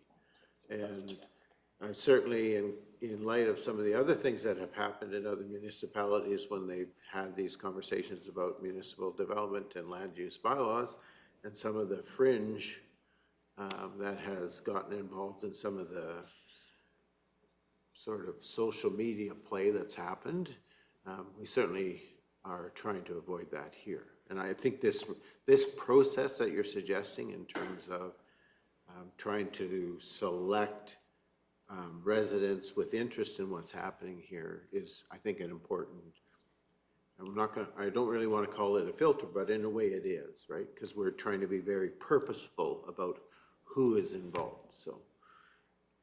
Mr. Gannon? Thank you, through the chair. Thinking about the individual groups that offer value, like CAPE, our surrounding community partners that may want to be not participate, but really want to see what's happening and see what we're doing. I feel that we can use this outside this application. So we can put it as a disclaimer. If you're a counselor or administration from another community or a regional partner in some way, please contact us before this date so we have the appropriate numbers. You will not be participating in the table, in the group, but you can come to observe, but we can put that disclaimer down. I would just caution the amount that you have, because the outside noise could potentially influence negatively the effects that are going on. There's going to be a lot of moving pieces happening at that event. And again, we want a really good participation and controlled event. We don't want distractions on the outside that may not get us where we want to go. Yeah, and the comments and the discussion we want really is from our residents. It's from the people who are paying the taxes and living within our municipality. That's really where we want the feedback from. And so in terms of the whole discussion that's going to happen at those evenings, I really feel it's really important that we do select for our residents, our ratepayers, and that we, the discussion really occurs at that level. I'm in favor, I think, of having outside observation, but not necessarily participation. Councillor Christie. I really want to hear from that 16 to 21-year-olds that won't be landowners or business owners at that point, but they will be in 10 years, and this is a 20-year document. So I really want to hear from them, and I want them to participate, and I don't know how you attract them to get the ones we want. For sure they're out there. Yeah. We just got to get them involved. Yeah. And that'll be some of the help that maybe you can do, and I know there's people already tapping some. We've talked about putting them at their own table with a facilitator so that you have that age group represented and they're not influenced by other age groups, so. The graybeards. Yeah, so, yeah. So anyway, there's opportunity there, and I'm, open to whatever suggestions you might have in that That regard. influence is a double-edged sword too, though. You need those young people to push the graybeards a little. Yeah. Yeah. I'd like to see them next day. Councillor Cunningham. Yeah, thanks, Councillor Christie, for bringing that up. I think in one of our working groups, we Yeah. talked about that. How do we capture that 16 and over? Because really, a lot of the decisions that are being made are for those young folks going forward, right? So, I think if we can brainstorm and try to, whether we go to the schools or how we do it, to really try to get them involved, I think would be excellent, so. Thank you for that. We've talked a lot about involving our youth in conversations that we're having, and I think there's a general recognition that that's important. So perhaps the onus is on us as counselors to be thinking about who might be a valued participant in this, and maybe having that little conversation to say, I'd really like to see you there. So, Councillor McGee. Another suggestion could be, could we formally send a letter explaining this process and what it looks like to our schools and to our 4-H clubs that have the youth already. I see this aligning well with the leadership class of the high schools, those types of things. Maybe they could be offered a credit. Is there a way to get school credit for attending this? Would be a great question I would have too, and I'm willing to ask those questions. I don't want to say, hey, administration, let's go down lots of rabbit holes and investigate all kinds of things. That's a question I have. I know that schools are doing that a lot more, giving credit for this kind of thing, and maybe it's not this time, but that's something to remember too, that maybe we have projects where we can target benefiting all parties. Mr. Gannon? Thank you. Our team discussed quite a bit on engaging youth to the beginning of the MDP process. And unfortunately, during the scheduling portion, we weren't able to get into the schools because the schools would be out. We did plan on potentially having a fall session of having a similar engagement as all of you have already participated in to try to have that influence within. There are some concerns that that influence might come too late in order for us to really develop into the plan appropriately. So we will take the information from council right now and see how potentially we can get some of those community members at that age bracket involved in these meetings. Okay, thank you for that. Any other comments, questions? Councillor Phobes? It's more of a comment. Are these not in the fall? Yes, So you could contact the schools when they start in September? yeah, Okay. Yeah. I just wanted that for clarification. yeah, no, Or contact them now in preparation for Yeah. September. yeah. Year end now, it was too rushed to try to do something with them. Yeah. Okay, any other questions or comments, discussion? Councillor McGee? Because I opened You opened the door? number 3, I want to say that I appreciate the brainstorming you brought forward, specifically you, Kevin. I think that's a great idea that we keep that a separate dynamic and maybe not with the footnote. Because I agree, I certainly wasn't thinking that we need to hear from them or for them to alter how this is. But I also think that there's a lot of value in us being leaders in our area of really doing a great job of community engagement. And it's great to spread the word. Thank you for that. We will learn lessons in this process that we will utilize in the future in one way or another. Any other comments or questions? Okay, so can I just clarify? Sure. That, Yeah, absolutely. Please do. okay, good, thank you. Please do. So if we are going to have people that answer the no's or want to come as observers, is everybody good with they pay for their ticket? And we'll track that still behind the scenes? Okay, and I'll just make sure that functionality can happen. Okay, And maybe cap it to as many of you as we have staff, or I don't know what kind of arbitrary number, but I agree with the cap happening as well. okay. Limiting the number of outside participants. Mr. Gannon? I want to make sure that I'm thinking of having probably 5 outside participants would probably be the most I think I'd want at one session. But also I want to know if council's okay with administration vetting the individuals or the applicants to ensure that we're not getting outside negative influences to participate. Because there will be some delays. However, we can bring those names back in order for council to determine if they want them to participate or not. We just want to find out which mechanism you'd like.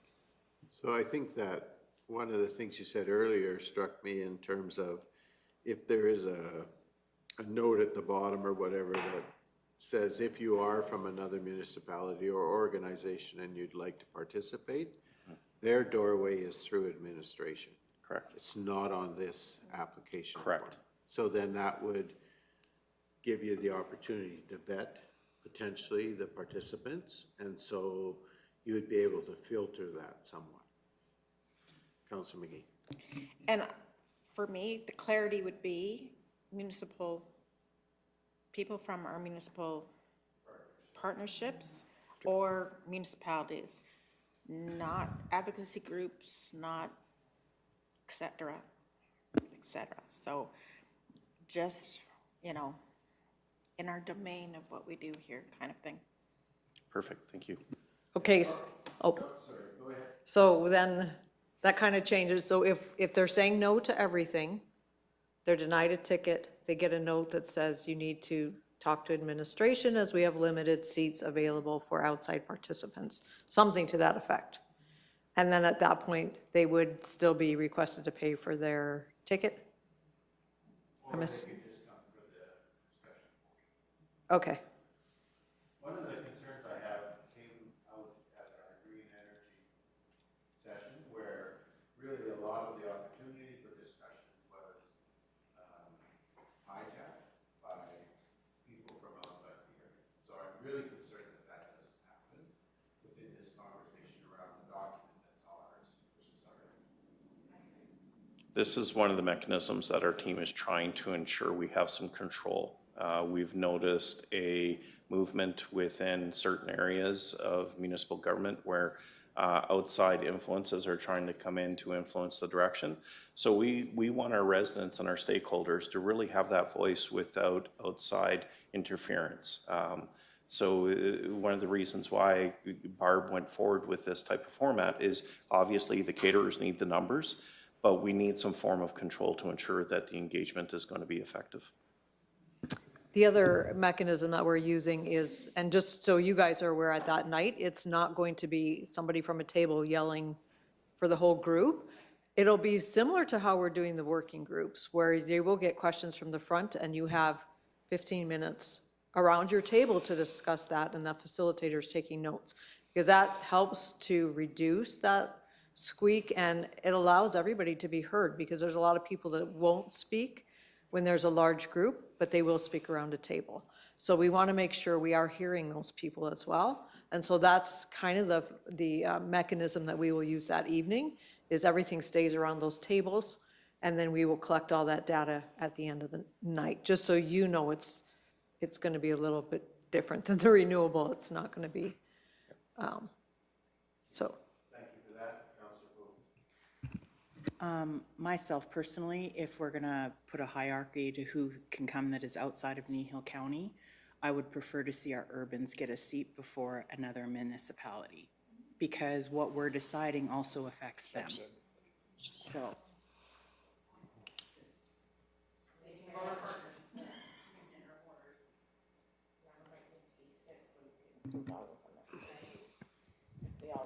They wouldn't, but, you know, just under the.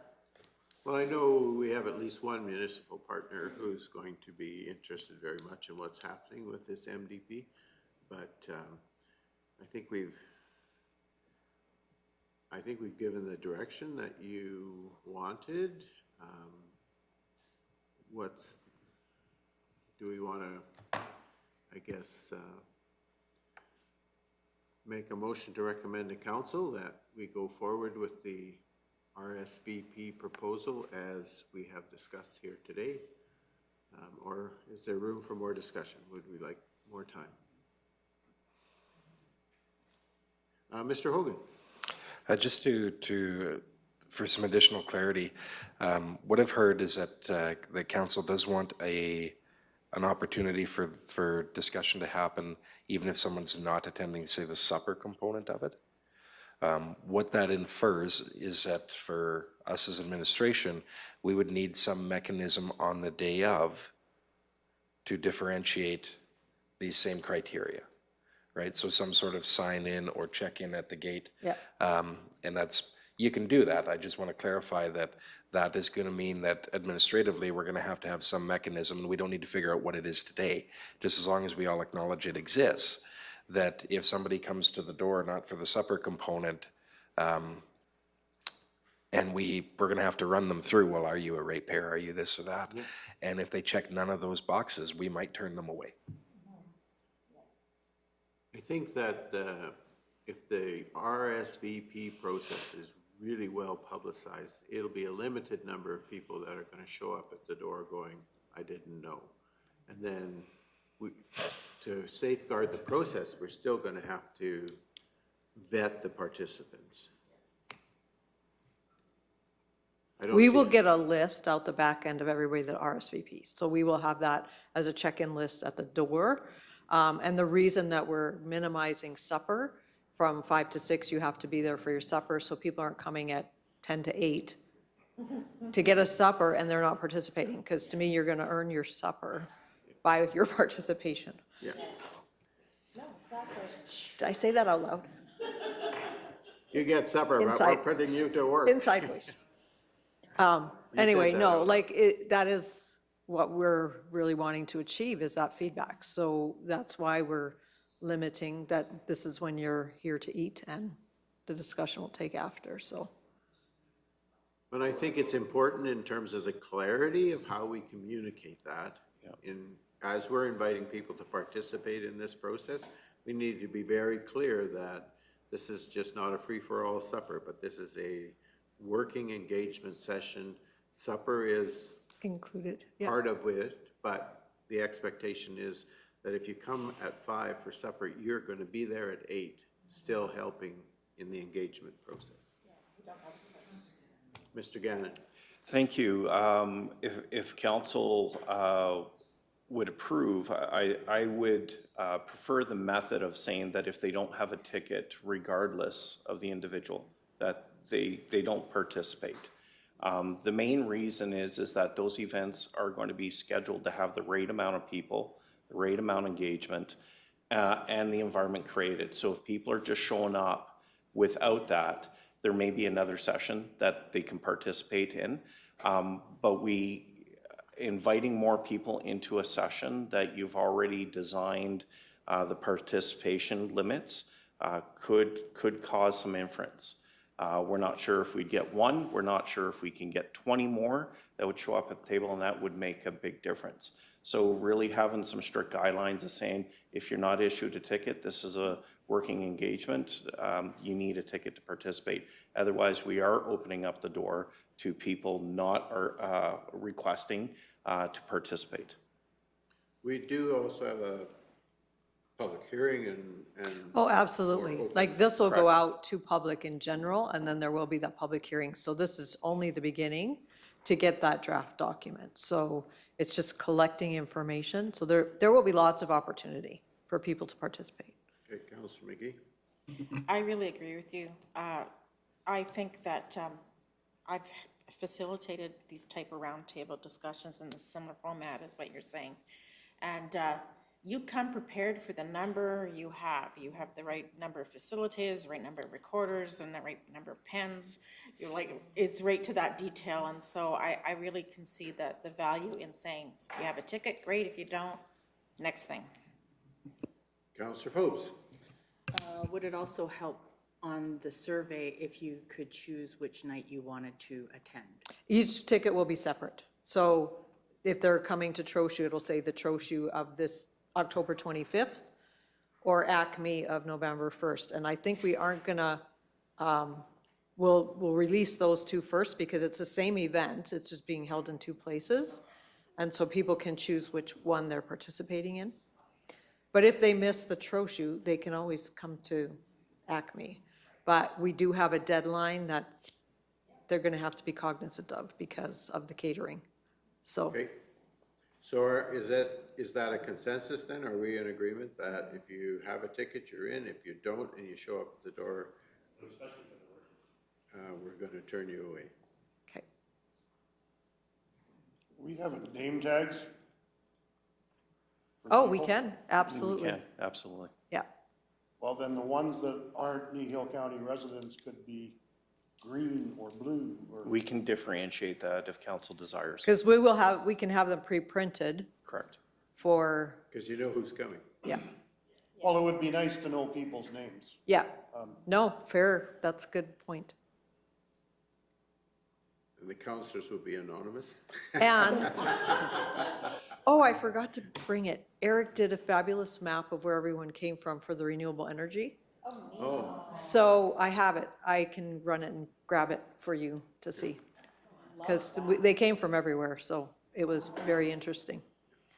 I totally was gonna print that and bring it and I forgot, so I'll go grab it. All right. Any further discussion? Any further direction? Or are we prepared to make a recommendation?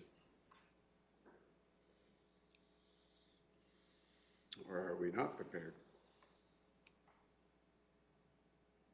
Councillor McGee. So I'd like to move that Committee of the Whole recommend to Council to adopt the RSVP attendance process for the public engagement sessions for the Municipal Development Plan review as we have discussed. Okay, so we have a motion. Are we clear?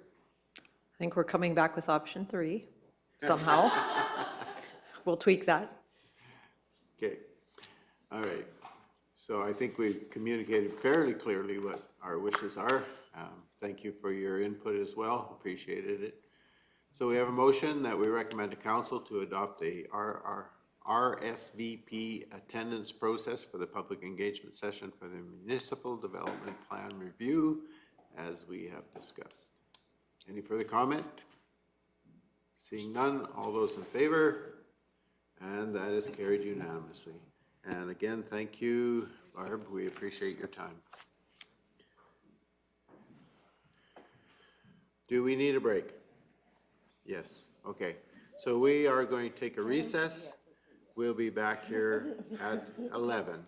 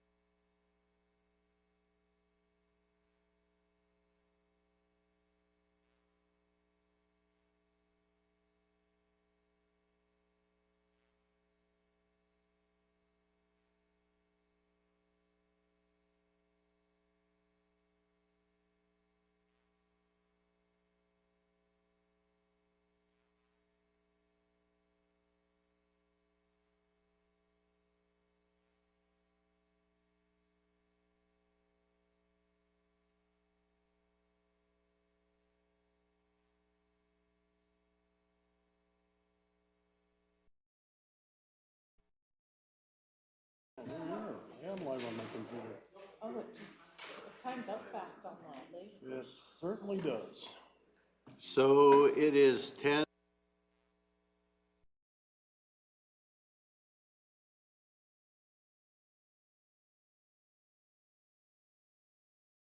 10:05, which is grant program review. And Mr. Hogan, it says here that you are the presenter, so anytime you are ready. Thank you, Deputy Reeve King. The item that's before Committee of the Whole today is part of, it's twofold actually, is part of the normal review schedule for our policies, has our grant policies up in 2023. So that's one of its purposes as part of that standard review process that we've implemented.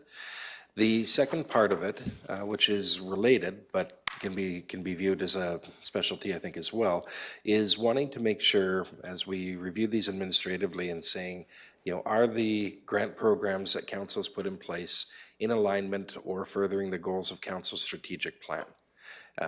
Council's passed that strategic plan, so a lot of the programs or things we're coming forward with are tying into that plan and wanting to make sure that that over the course of your term, we're working to achieve it.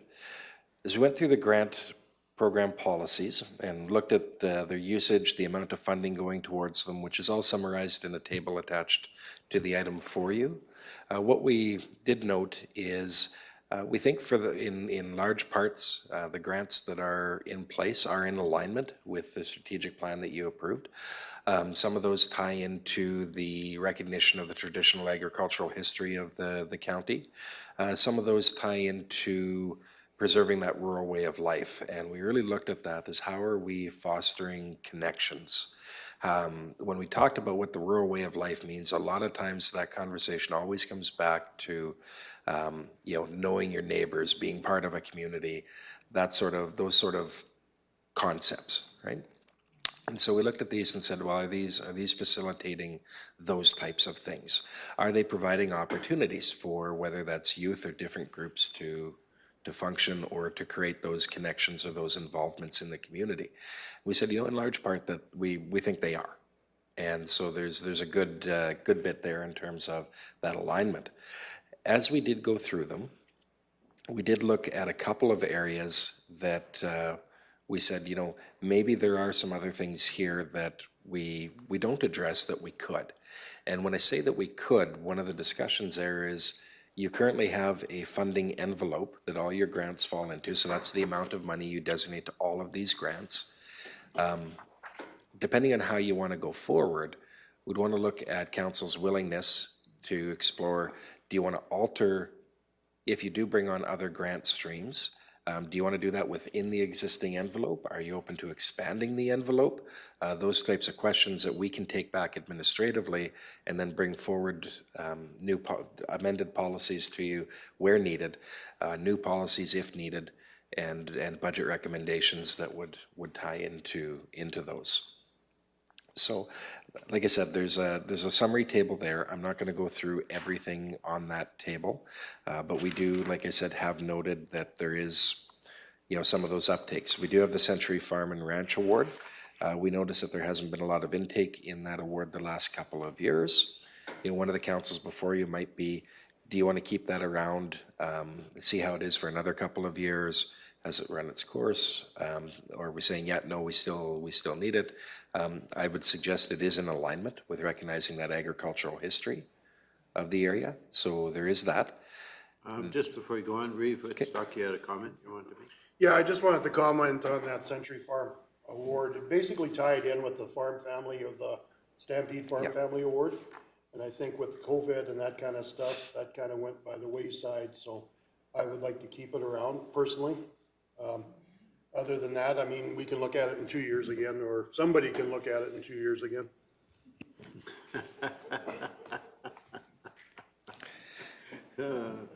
Okay, is that an announcement where we're hearing here?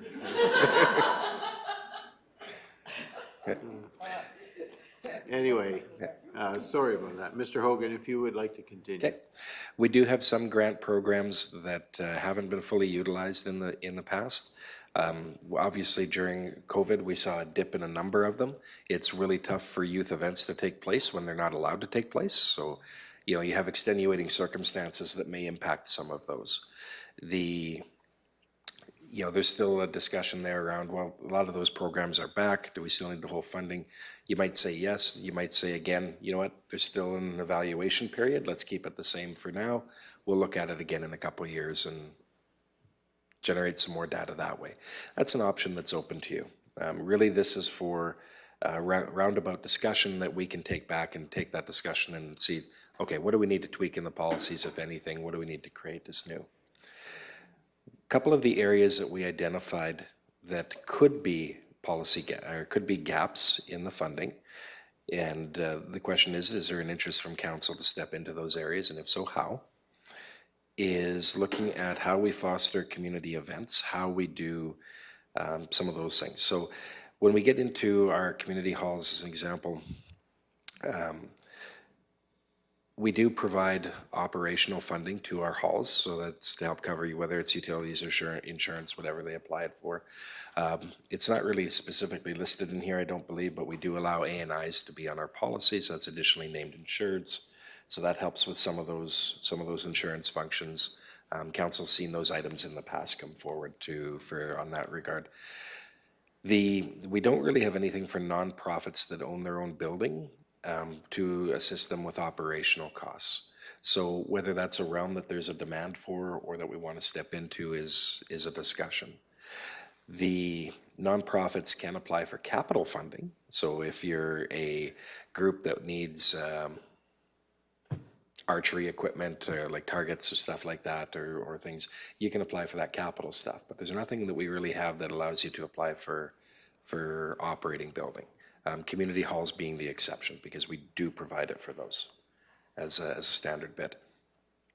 We flip that now so as I said, we supply operational funding to community halls. We don't have any specific funding for community hall capital. So there's roundabout ways that they can do that. They can apply through some of the other things like we've seen with recently with the Huxley delegation as an example. But when that group came forward, the funding that you allot to them is taken from those other programs. So that's less of that funding that can go elsewhere. And oftentimes, I think when those halls come forward, most of the time that capital grant is not going to be a small request. We're going to see those be on the higher end of things. So we don't necessarily have anything that really is specific to that, right? That we could divert that to. As a hall comes in and they need a new furnace or they need to renovate a bathroom or they need a new roof or whatever, right?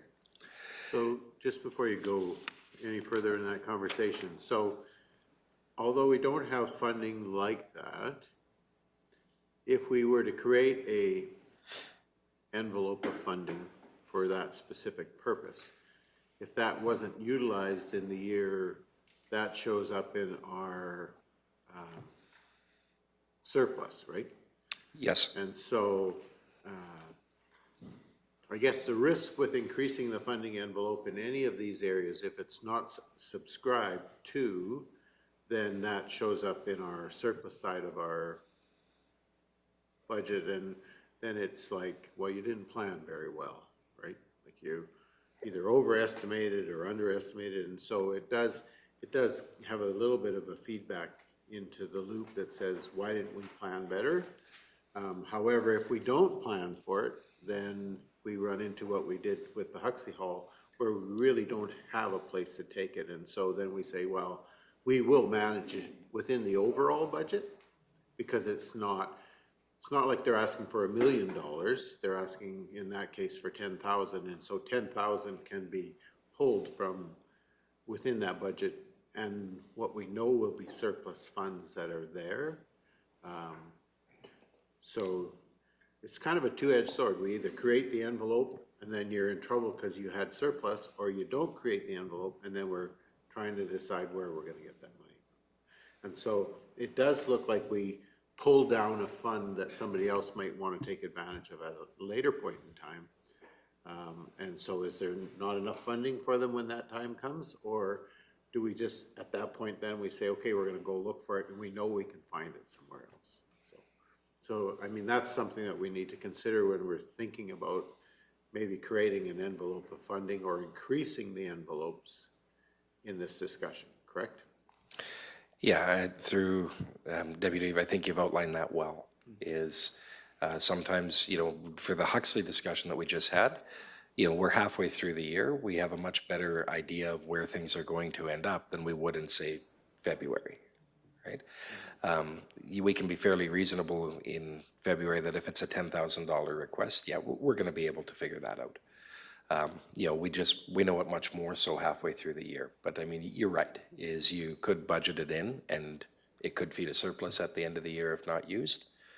You could not budget it in and hope you have a surplus to take it from, right?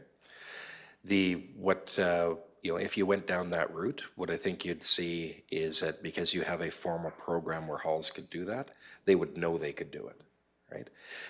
If you go down that route, then there's a number of other questions we'd pose to you as to what that looks like. Roughly what would you be thinking? One of the big questions probably is a philosophical one around, do you require input from the person applying? So when you look at that, you can say, if you're just providing the money, it's really easy for a hall to come forward and take it because you're just providing it. If you're providing it with, say, a matching requirement, then there is an extra onus on the person applying to make sure they have that.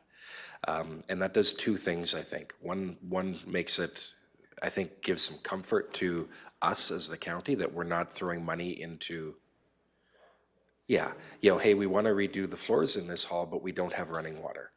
It makes it hard to rent, maybe, right? So, or, you know what, we want to redo the stage in this hall because and it's important because the one time we rent it out in the year, and I'm not saying we have a hall like this, but I'm using it as an example because in other places I've been, we did have a hall like this where it hosted one event a year and that was it. And the discussion before us is, why are we putting money into this hall that the community, through its lack of rentals, is showing us that they don't really value or need, right? When you have that matching requirement, it does put some onus for work or the community to come forward and demonstrate to you that they support that endeavor, right? That can be mitigated a bit by if you allow them to use CFEP for matching funding or some other grant like that, which can be a question as well. So it does give you comfort on that level, but of course coming up with the matching funding is harder for the applicant to do, right? So it makes it a little bit harder for them to access that money than it would if it was just here's your money, we don't require a matching component. So if you go down that route, a question like that enters the fray as to where your mindset would be on that, right? The other ones that we've tossed out there, maybe not necessarily as gaps so much, it's probably not the right word to characterize them, but when we look at different ideas, that when we looked at council's strategic plan, said, well, how do we facilitate some of this stuff, is we came forward with and said, are there other programs that we can do? And so I wouldn't necessarily say characterize these as gaps, but maybe opportunities that you may or may not want to explore or try out. As an example, and we've got here a community barbecue trailer, free rental for community groups. Again, some municipalities do this. I've done it in my past. We actually had a tow behind barbecue. And you could come to the MD and you could say, hey, we're doing this event. You'd put a deposit down on it and our staff would deliver it to the place on usually the Friday, right? You'd have use of it and you'd just, you'd clean it at the end, and Monday would be a county truck show up to pick it up and go. I've kind of referred to it as a party trailer, in terms of, maybe there's folding tables and stuff in there so that if a group of residents in Torrington wanted to have a block party, foster community spirit, Friday the trailer rolls in, there's a barbecue, there's some chairs and stuff to help facilitate that. Monday we'll go pick it up. There's extra staff time and stuff like that, but I guess you can see, I'm not really terming that as a gap in our policy, but it's an opportunity maybe. Of course, opportunities require time and money, right? The other one that I think fits in there is when we look at how we foster the use of those halls, how we do foster that community connection. do you want us to explore anything along the pathway of, can we have program funding available? So if we had a rural hall that wanted to do Yoga Tuesdays, as an example, and you got to pay an instructor to come in, should we have a funding stream that can facilitate that or help them facilitate that as a way of, that rural community, it's a way of delivering recreation out there without us bringing on recreation staff and programmers and stuff like that, right? It will cost more than what you're spending now, but does not require us to greatly expand our recreation department to facilitate those, right? Is we let the deliverers of those programs be the existing halls and community groups that are out there, and we just enable it a little bit. That being said, there's a question there, is that a thing you want to do long term? Maybe it is, maybe it isn't, right? But we looked at that as saying, that might be fostering the use of those halls, those community connections. There's other little impacts that come with that. So of course, if a hall starts running a kid's day camp in the summer or something like that, or Yoga Tuesdays or whatever, the use of that hall is going to go up. You might kick them into a higher tier for our operational funding on the other side, right? That's not necessarily a bad thing. It's just an impact. So really the discussion that's ahead of you today is, are there changes you'd like to see to your grant programs? Do you want us to explore some of these? Are you looking at some of these saying, you know what, we could scale that one back a little bit and redeploy that money? Or say, hey, admin, we'd sure like it if you found, is there $20,000 out there? And I'm not saying that's the number, I'm just using it, but that, we'd be willing to maybe look at providing that extra as part of our grant programs.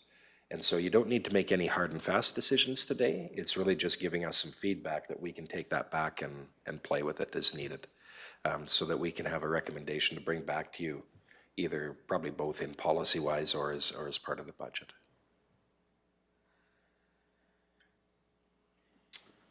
Okay, thank you for that. Any comments, discussion? I sort of had one question, particularly related to your last comment around a program funding potential envelope. Isn't that sort of covered already with our recreation, community, arts, and cultural events funding? Like, to me, that kind of would allow for some base funding to promote an event or to allow an event to happen. I'm not sure if what you're proposing and what I see as the use of that as being the same. So just looking for some clarification, or anybody else see that differently than I do? So. Through Mr. Chair, there can be overlap there for sure. Is when we look at the funding that currently exists, I think one of the differentiators that we put in there was saying this is something that the funding that currently exists is for a lot of one-offs. I think it's more of those, here's a one-off event, or here's this. Can it be used for some of those? I would argue that it probably could, right? Where we're talking might be a more dedicated, ongoing recreation type grant. But that does come with questions, and I keep using Yoga Tuesdays. I'm not saying it's going to be Yoga Tuesdays, but I think you're looking for a Yoga Tuesday program. Yeah. But it can't be during council meetings, okay? Right. So, part of it is, the question that becomes, if you go down that route, do you want to provide seed funding to see if the community group can start it up, if there's interest, and they can make a go of it? Because I'm not sure that you want to forevermore fund Yoga Tuesdays. Yeah. Right. So I guess my thinking along that line is perhaps there's room to expand the descriptors within that recreation, community, arts, and cultural events to allow for that kind of seed money to be considered within, because that's a grant that we're not necessarily using all the funding in that envelope right now. And so perhaps if we kind of widened the parameters or built the fence a little farther out and allowed for a little more innovation within that, perhaps it might mean if all of a sudden there was big uptake that we'd have to increase the amount in that grant, but at least we're not creating another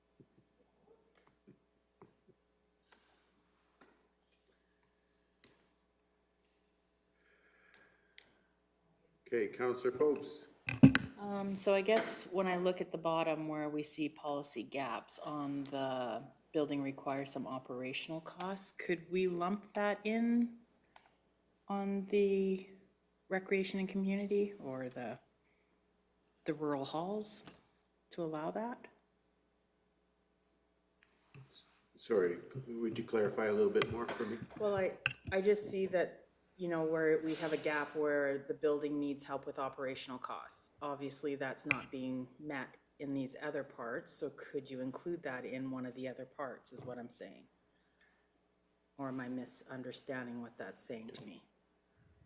So, currently our rural community hall funding is to help rural community halls with their operational costs, correct? Yes. So if we were going to expand that envelope for nonprofits, perhaps that would be where, but again, the expectation from our rural community halls is that their funding is based on activity. And our help on the operational side is based on usage. And so if we were going to expand that envelope again, we would be looking for similar parameters from a nonprofit if we were going to do that. And then the question becomes, a lot of the nonprofits that we get applications from in terms of our community grants to nonprofits, they're not necessarily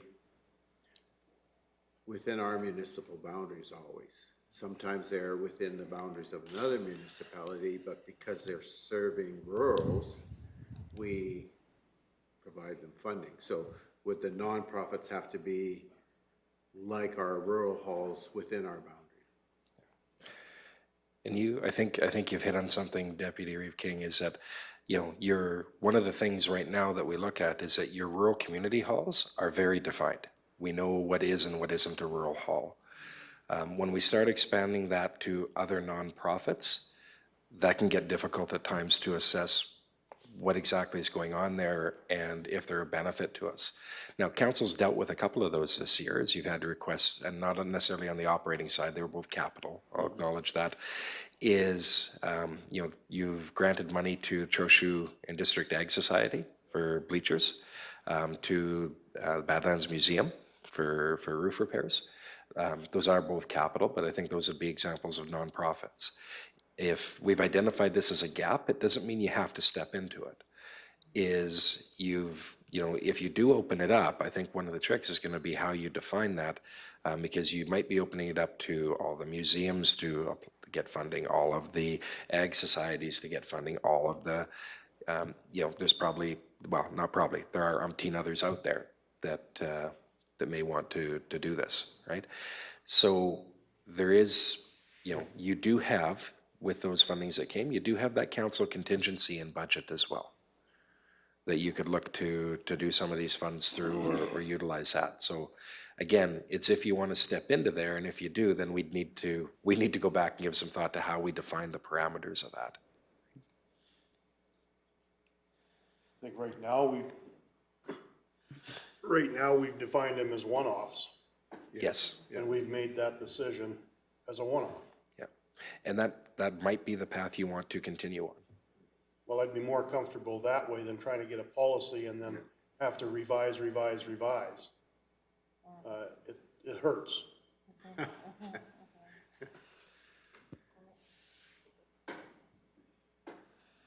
I think we can all think of probably 2 or 3 examples of where we've done just exactly that. The Three Hills Museum, I think, didn't we help them with a connection building or whatever it was going to be? So that's Yes, a one-off. that's another, yeah.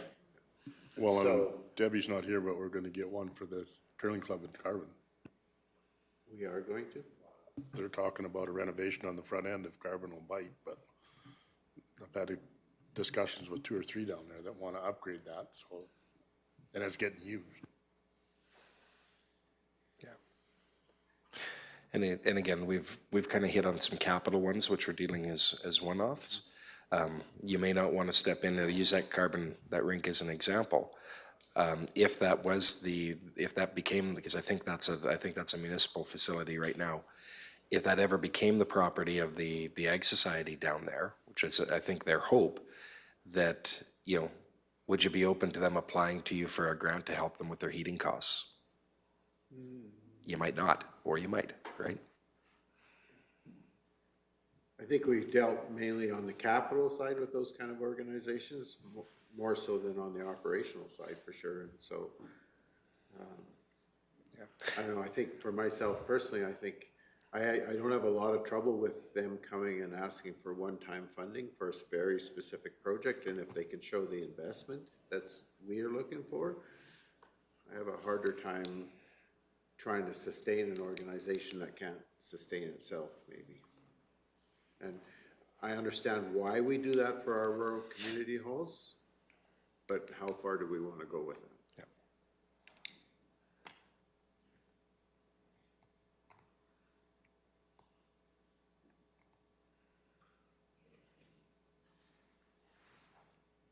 So far, I haven't heard of it. Oh, Faye. I want to ask Laura Lee, I know you've been taking some courses on how the lifestyle affects. Do you see any correlations to any of the information you've got through those things that we're addressing lifestyle of living here? Tough question. She's just opened Pandora's box. Well, funny you should say that. Yeah, I just chatted about that yesterday, and I think three of the main concerns are healthcare, economic development, and sustainability is a big word, right? But so I'm not really sure. I guess when you look at it, when you go back to the youth, I think you're 100% bang on. Like, how are we going to try to keep youth here, or if they're going to go and do some schooling, like, how do we get them back here? So. Yeah, and I guess just, the more quality of recreation and community event centers we have, I mean, I think it keeps people here. Or maybe when we have had those people that look at being in the city and not wanting to be there anymore because of COVID, what's drawing them here? So what can we make it to be more attractive here? So really all of these fit that box, really, right? Councillor Folks. So if I look at the youth sponsorship, if a hall was to prove to us that they use it in regards to youth being in the building, 4-H for example, then why couldn't we use a little of that funding to give to them, as we just talked about, a top-up as a thank you for including our youth and not excluding them?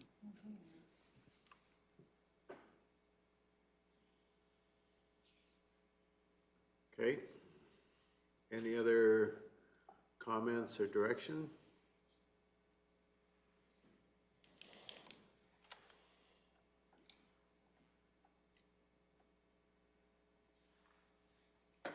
So you're basically maybe saying we open up the youth sponsorship to maybe be a little bit, consider other types of sponsorship opportunity, not just sending teams to a tournament or students going on a trip to Europe or that kind of thing.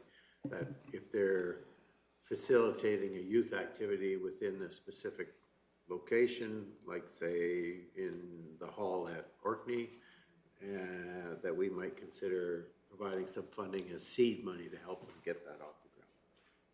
Okay? Yeah, and personally, sorry. No, no, you're I just have to jumping. do that one cow meeting. This is a At least committee of the once whole every meeting. committee of This the is- whole, I this have to is do that. Facilitate discussion, jump right in. It's okay. I just am way more in love with that concept than sending people to Ontario for a competition. I want to support them for their excellence, and I think that's fantastic. But in my opinion, it doesn't align as well to what our strategic plans are. Our strategic plan is to have lifestyle in Kneehill County. And so opportunities to be competitive on the world market is part of that, but it can't be only that.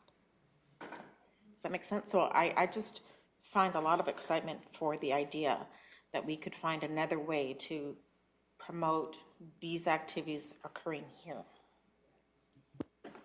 Okay, so that again is saying potentially there's room to expand within that youth sponsorship.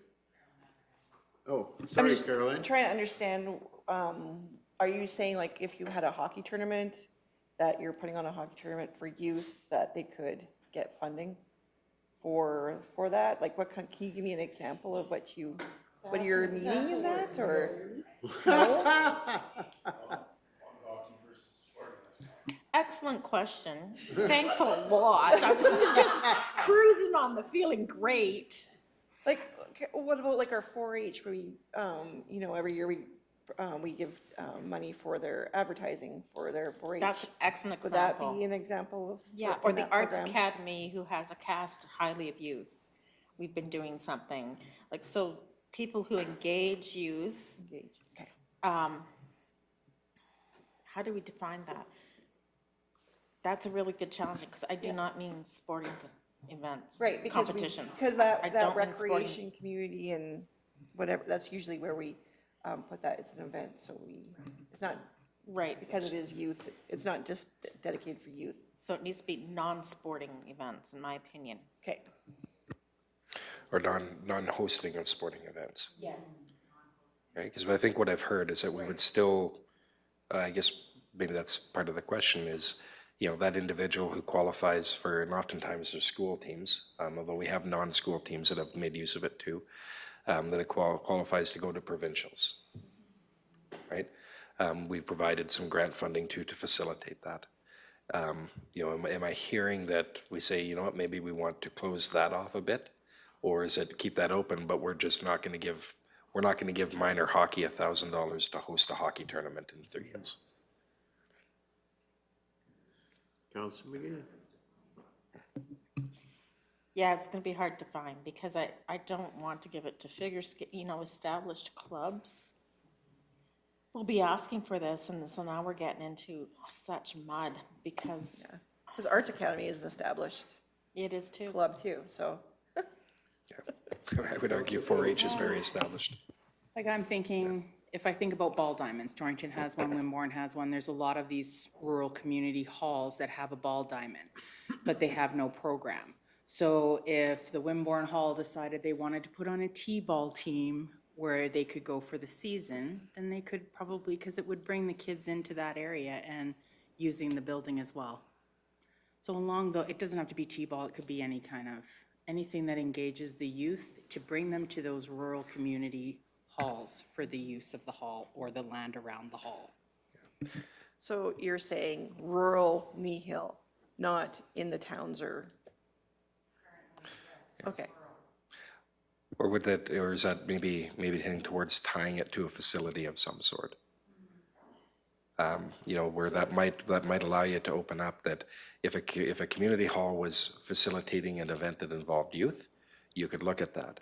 If the Torrington, well, they're on Gore's ours, it's maybe not a great example, but if, in your case, if the Wimborne Hall wanted to do something to facilitate that, we'd look at that. That might open it up to, and I know you just said looking at just rural, but that might also open it up to if the 3 Hills Arts Academy, because I think they have a building in town here, applied for a grant, that we might look at that and say, you know what, it's to help this facility foster this event. But if a random parents group got together and said, you know what, we want to do a day camp here, it might fall outside that funding. Okay, Councilor McGee, you did open up this can of worms. I can wait for other people's comments. No, you go right ahead. In that conversation, I like that a lot, and I think of an example of where it's not happening anymore, but a few years ago, we had some star youth in our community who, by their own initiative, decided that they're organizing all the youth to get together and host a Mother's Day tea, and they organized the food, everything, they did it all under the leadership of a couple of youth who just did it. They just did it. There was no adult supervision even. We just showed up for the tea. It was lovely. And they did it annually, and they included the outliers of people who didn't tend to engage, but boy, you ask a 10-year-old little girl if she'll come and bring her special treat for her parents, all of a sudden we had people showing up, and it was a fantastic. And so those are the kind of concepts that this came from. So if that gives you some more information on how to brainstorm, how we put this together, but initiatives that also have youth leadership as part of it, right? So not just that not that we're providing for the youth, but that the youth are engaged in the process of that. So this sounds to me like there might be more necessity for a council vetting of that event than just a arbitrary set of parameters that our CAO could just go, yep, bang, and stamp it and send the check. Like right now, currently, a lot of this stuff within the youth sponsorship, you're pretty well free to issue those checks if they check all the boxes, right? Yes. What we're talking about here sounds to me like it's a little more undefinable and harder to nail down. Like this is like nailing Jell-O to the wall, right? Yeah. And so it is a little bit harder to just say, here's an arbitrary set of parameters, and if they fit, it works. Because what I'm hearing is there might be a willingness to consider something that's a little more outside of the box if we thought it was worth supporting. So here's a note that I can offer you from this here. I think we have enough as administration to really say, okay, council's got an interest in this area. We can go back and brainstorm some stuff and bring that back to you. Because ultimately with these policies and stuff like that in the budget, it's all coming back to you, right? Really our question of the day is, you know, what we've heard is that, yeah, you want to widen this. We've heard what you want to foster and what's maybe outside of that. And so I think we've probably got enough that we can go back and have a further conversation and say, okay, well, how do we meet this or do this? And you might end up with a policy that says, which is sort of what exists now, which is if it checks all these boxes, and Mr. CAO, don't waste our time, just do it. But if it doesn't meet all these boxes, then do up your RFD and come ask us, right? Which we can do. But I think the big thing we needed is knowing that, okay, you've got an interest as council in that area, so we'll embark down that road and see what we can come up with. Knowing that obviously that's got to come back to you for approval, right? To see if it meets what you're thinking and what you want to accomplish. Go ahead, Councillor McGee. Just for clarity, because I do speak in a lot of grays. It is about youth leadership and engagement in community of Kneehill County communities, not our partnership municipalities. And part of that, I believe, needs to include a celebration. So if they were to give funding, an update of the event needs to be in our newsletter. Okay, so again, because it's a little outside of the box, what you're looking for is more of a reporting back mechanism, so that not only does the event happen, but there's an acknowledgement and recognition that this was unique, it was youth-driven, or however that happened, and it filled an opportunity that maybe wasn't there before. It's a lot like what our community coach is kind of doing in terms of that youth events within communities that are a little unusual, right? Yes. Arts, express yourself through art or whatever, but it's fostering community for youth. Okay. All right. Any other comments? Have we given Carolyn enough work? And the rest of administration. I do have one other question that I raised there. Just wanting to gauge the committees or councils, whether you want to go through, whether you want to do that or not, is that concept of, and for lack of a better term or title right now, I'm going to call it a community party in a box. Do you have any interest in us exploring that? And when I say explore it, you're not approving it. I'm just saying that we'd go out and say, hey, here's what this might look like in cost. Go You ahead. mean for the barbecue, the tables, the chairs, that's what you're talking about, the party in the box? Yeah, that type of thing. And the hot dog. Well, because I just know that there's some communities that are part of Kneehill County that are coming up on some like 100 years. Yeah. And so, yes, I would like you to explore that, to help them, help themselves put on a party. Go ahead, Councillor McGee. Oh, no, Wade's put up his. Oh, wait. Sorry, I'm sorry, I request. Councillor Christie, you have sisters, you understand this. Yeah, I was getting out of the way. I know Troju has 2 vans with tables and chairs and stuff that are accessible through the Lions and the Elks that aren't being used very much, so. And part of that is that group is dissolving, or that they're not getting youth involvement or young people's involvement. So I know that there's a trailer at Knutson's and there's a trailer at Walker's for tables and chairs that aren't being used, but they're there. So if we get a call at the hall, can we rent your tables and chairs? We say, no, but here's some stuff that's available, so. Right. Okay, so there, go ahead, Councillor McGee, sorry, yes. Thanks, that's great. I just wanted to say, and I'm sure this doesn't need to be said, whatever we do, we would have to have our logo plastered in very large effect if we do anything, because the point is for us to be part of community. The other thing I like about them being accountable for our newsletter is it allows the people that read our newsletter to see that there is something out there that they may not be aware is actually being put on or sponsored or whatever you want to call it by the county. Councillor Christie, was there a comment that was, okay. I was looking for a green barbecue in that last picture. Does it have to be John Deere green? Yeah. You know, if Brandt wanted to sponsor it, we could paint it green. Or whatever other corporate color. One of the things I can tell you is I agree with the logo component of it. That's part of that. The one that I had built when I was up north, we actually had the MD's name laser cut into parts of the barbecue. So there wasn't, it literally was. No. Right?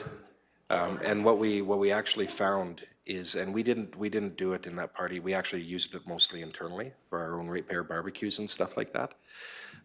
Community groups could rent it, and we saw that starting to happen. Some of the things that caught us by surprise, though, is some of the natures of events. So there were a couple of occasions where somebody was having a celebration of life or something like that, and they came to us and said, hey, can we make use of this? Because we're going to have a couple hundred people and we want to do this. And we said, well, we never anticipated that use, but here it goes, right? Because it's really no different than it's different than other types of gathering, but really you've got a couple hundred people from the community coming in, right? So we did find other uses like that, but depending on what you get, like really what I'm asking, and I think I've got the answer, is explore it. We can look at options, what that might cost. Look at some of those other things that are out there in terms of what might exist already that maybe we don't want to duplicate, or maybe we do. I know that I've got several trailers from Red Deer for victim services. As long as they have enough lead time, you can get whatever you need. On big barbecues, I've got one from Freightliner, one from Turple Brothers, and they're big. And most of the time, they're well serviced and looked after. So, Councillor Cunningham. Yeah, and I was just going to comment, I really love the idea of the community aspect of this. We actually had a neighborhood barbecue a couple weeks ago in my area, and we are fortunate enough in our area that Mr. Gazoo has made something for us to use, not quite like this, but similar. But yeah, just the idea of community, and especially after the few years we've had people just come in together and join each other's company and meeting new neighbors, and there's another way, like we talked today, about bringing people here and keeping them here, and yeah, so I just love the idea. Yeah. Okay, thank you for that. Councillor McGee. No, sorry, I just have 4,000 ideas. They all can be, if they're. Okay, so Sorry. If there's any further discussion, this is the time. That's the whole purpose of a committee of the whole meeting, is that we have a freewheeling discussion, and the person who pushes us past lunch buys lunch for council. Isn't that how it works? That's why I stopped talking. All of a sudden, everybody's quiet. No, but really, that's why we're here, is to have a free discussion and to put the ideas out on the table. So certainly, I don't want to stifle conversation, so if there's other ideas, we definitely want to explore them. We've kind of danced around like community hall capital funding and those kind of things. We've talked about the one-offs that we've done and where we might want to leave those as perhaps exactly that. We've talked about, you know, increasing the parameters within some of the grants that we already have to give them more flexibility and to allow them to consider things that maybe they wouldn't be allowed at this point in time. And so, is there anything else that we want to throw on the table? Councillor Christie. I guess my question, we're talking about inflation. I know that we went through COVID where we didn't use that 50,000, but now we're getting into it fairly heavily. Is that number still where we want to be? Because that's been set a long time ago, and does it need to move a little bit? Well, and that's one thing that we haven't contemplated in terms of increasing the size of those funding envelopes and whether that's necessary or not. And I guess if we expand the parameters and all of a sudden we get an increase in demand for funding within those, perhaps that would be a strong indicator that we need to change the amount of funding that's in them, or at least we'd have to give some consideration to that. Any other comments, discussion? I guess I would say, Mr. Hogan, have we kind of given you what you're looking for? Through Deputy Reeve, I believe that you have. We have that idea of where council wants to explore, what you want to do in some of these grant programs where they want to widen. The only, I think, outstanding question that we've got that there was some discussion on that I don't know that we got direction on was around the youth scholarships. Is that was put out there. There was some discussion about that, but then we went to other topics. So, you know, does council like that program as it is? Do you want to make it more targeted in terms of a bursary type of program, or, you know, again, it's just a question. Obviously, the details of how that would work, we would have to go formulate those and bring them back. Sure, because I think somebody else wants to comment too, so Councillor Forbes. Just because we just changed that with allowing the trades in, I would like to see that sit for at least a year or two to see where that goes. Just me personally, doesn't have to be everybody, but me personally. Okay, Councillor McGee. I agree 100%. I'm wondering if the bursary should be something we consider in addition for next budget time with extra funding under our economic development kind of concept.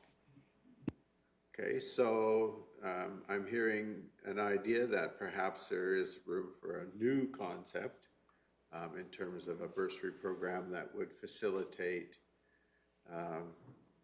youth getting an education and then returning to the area to help support the community. Am I interpreting what you're saying correctly? Yes, I see that as a piece of what economic development would look like, because it would be connected to job placement. Okay, thank you. I think if the group is in agreement with that, and I think I saw a lot of heads doing this, then that's enough direction for us. I think that we can.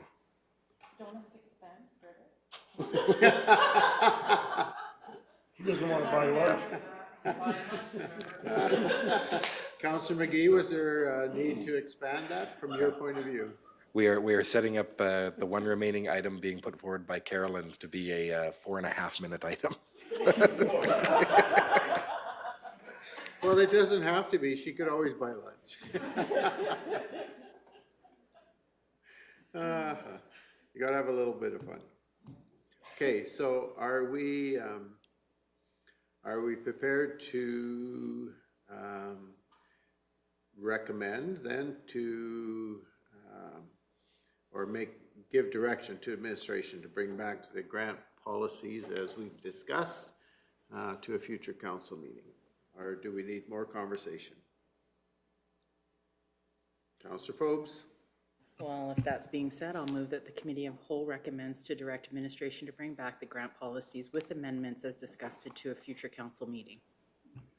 Okay, and again, I'll just ask Mr. Hogan, so we're sure that you have enough direction from us. And Administratively, I feel confident that we do. okay, thank you. All right, is there any further comment, discussion, questions? If not, all those in favor of the motion, and that's carried unanimously. Thank you. All right. The next item on our agenda is 2.6, Escribe meeting software update.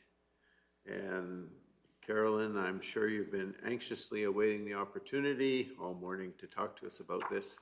So Ms. Vanderkill, as soon as you would like, please go ahead. Thank you, Deputy Reeve King. Today I bring you the Escribe new meeting management software agenda item. So administration is in the process of implementing a new software program. So what does this mean for council? On council's end, there won't be any changes in how you will receive your council packages until early September. Until that date, you will still be able to upload your agenda package from the same location, and you'll also be able to see the agenda package on our website. There will be a slight difference in the look of the agenda template and the minutes template going forward. As you can see, I've attached those examples. As you can see, it pretty much looks the same, just less color on them. And then this is the example of the minutes. There'll be some changes to it. Of course, the staff will have their titles on them, but this is what the minutes will look like.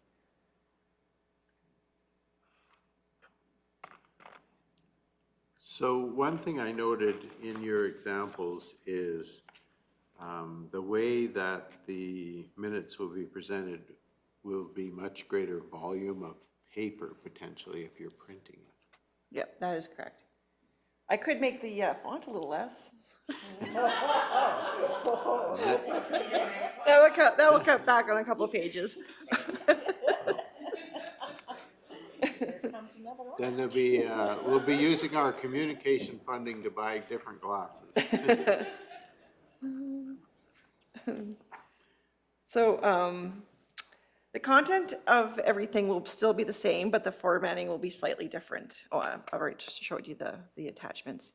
At the July 25th meeting, the recording secretary's screen will look a little different. Instead of a Word document template for minutes and a PDF agenda package side by side, you'll see a more streamlined cloud-based program with the agenda on the left and the minute creation tools on the right. And I can hopefully this will work because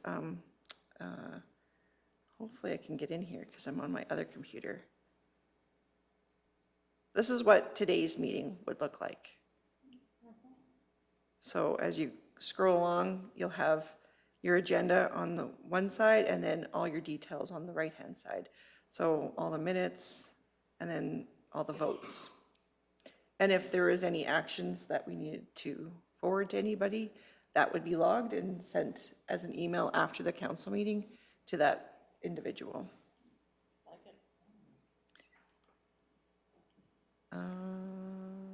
At the September 12th council meeting, there'll be a 1-hour training session for council on how to use your participant portal. So this means that maybe 2. Depends when lunch break will be. It might be only 30 minutes. So to get your council package, you'll be logging into a website, and that will be your portal, and then you'll have all your council packages on there and your closed session packages. And we're hoping to streamline all of your meetings onto this portal, so you'll have all of your meetings at one spot. And don't quote me, but I think this is right. So on the PDFs of the council package that you will receive, you can write your own notes and they'll be saved. I don't know if an extra option or not, but I think that is what you can get. So what does this mean for the public? It is administration's main priority to ensure the public will still be able to download meeting packages and agendas from the county's website. With the new system, once administration publishes the meeting, the package will be automatically accessible on the website. Internet publishing from the site won't occur until the August 17th. Until that date, administration will ensure the agenda packages are uploaded onto the website manually as they have been done previously. So it just listed some advantages to this program, that it optimizes meeting preparation. The last council package that I created, I did 2 packages, and it probably saved me over an hour. Wow. For that, just dealing with that one package. It automatically captures meeting items in digital format, minutes, roll call, and action items, collaboration on meeting materials.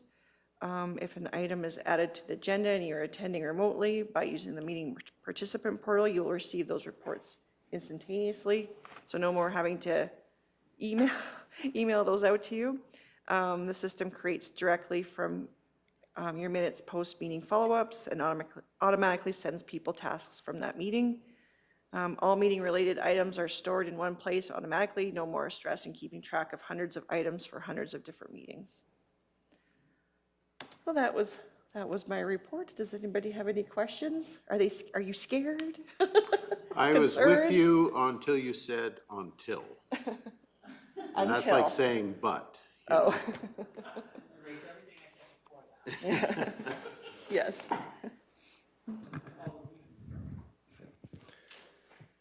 But we just wanted to bring this to your attention because the next June 26th, 7th meeting, 27th, things will look a little different. Like, just a few things will look differently, but the content will still all be the same. Mr. Hogan. I was just going to, that was going to be my first point, is we wanted to make you aware of this change rather than it shows up and you're saying, what is this? So we had that. What I wanted to stress in part of this is council, as part of your budget, you have funded corporate initiatives line from past year's surpluses. So it's not that you haven't collected new tax revenue to pay for that, but that's the budget area that things like this are being taken from. So this one was approved specifically from there by council, but when we do internal processes and looking at that, that's the type of stuff that we're doing with that funding block. Carolyn mentioned that she's done that. She prepared the agenda that way, probably saved her an hour of time. That's just her. Once we have the training and stuff done on this, it's going to free up, rather than a manual copy and paste system that we use for organizational purposes. This kind of functions as the RFD is built or loaded right into this system. And once the manager, as an example, is ready to submit it to their director, they hit a button and a notice pops up on Kevin saying he's got an item to review or consider that. Once they're good with it, they hit approved and it shows up on mine as a task to approve.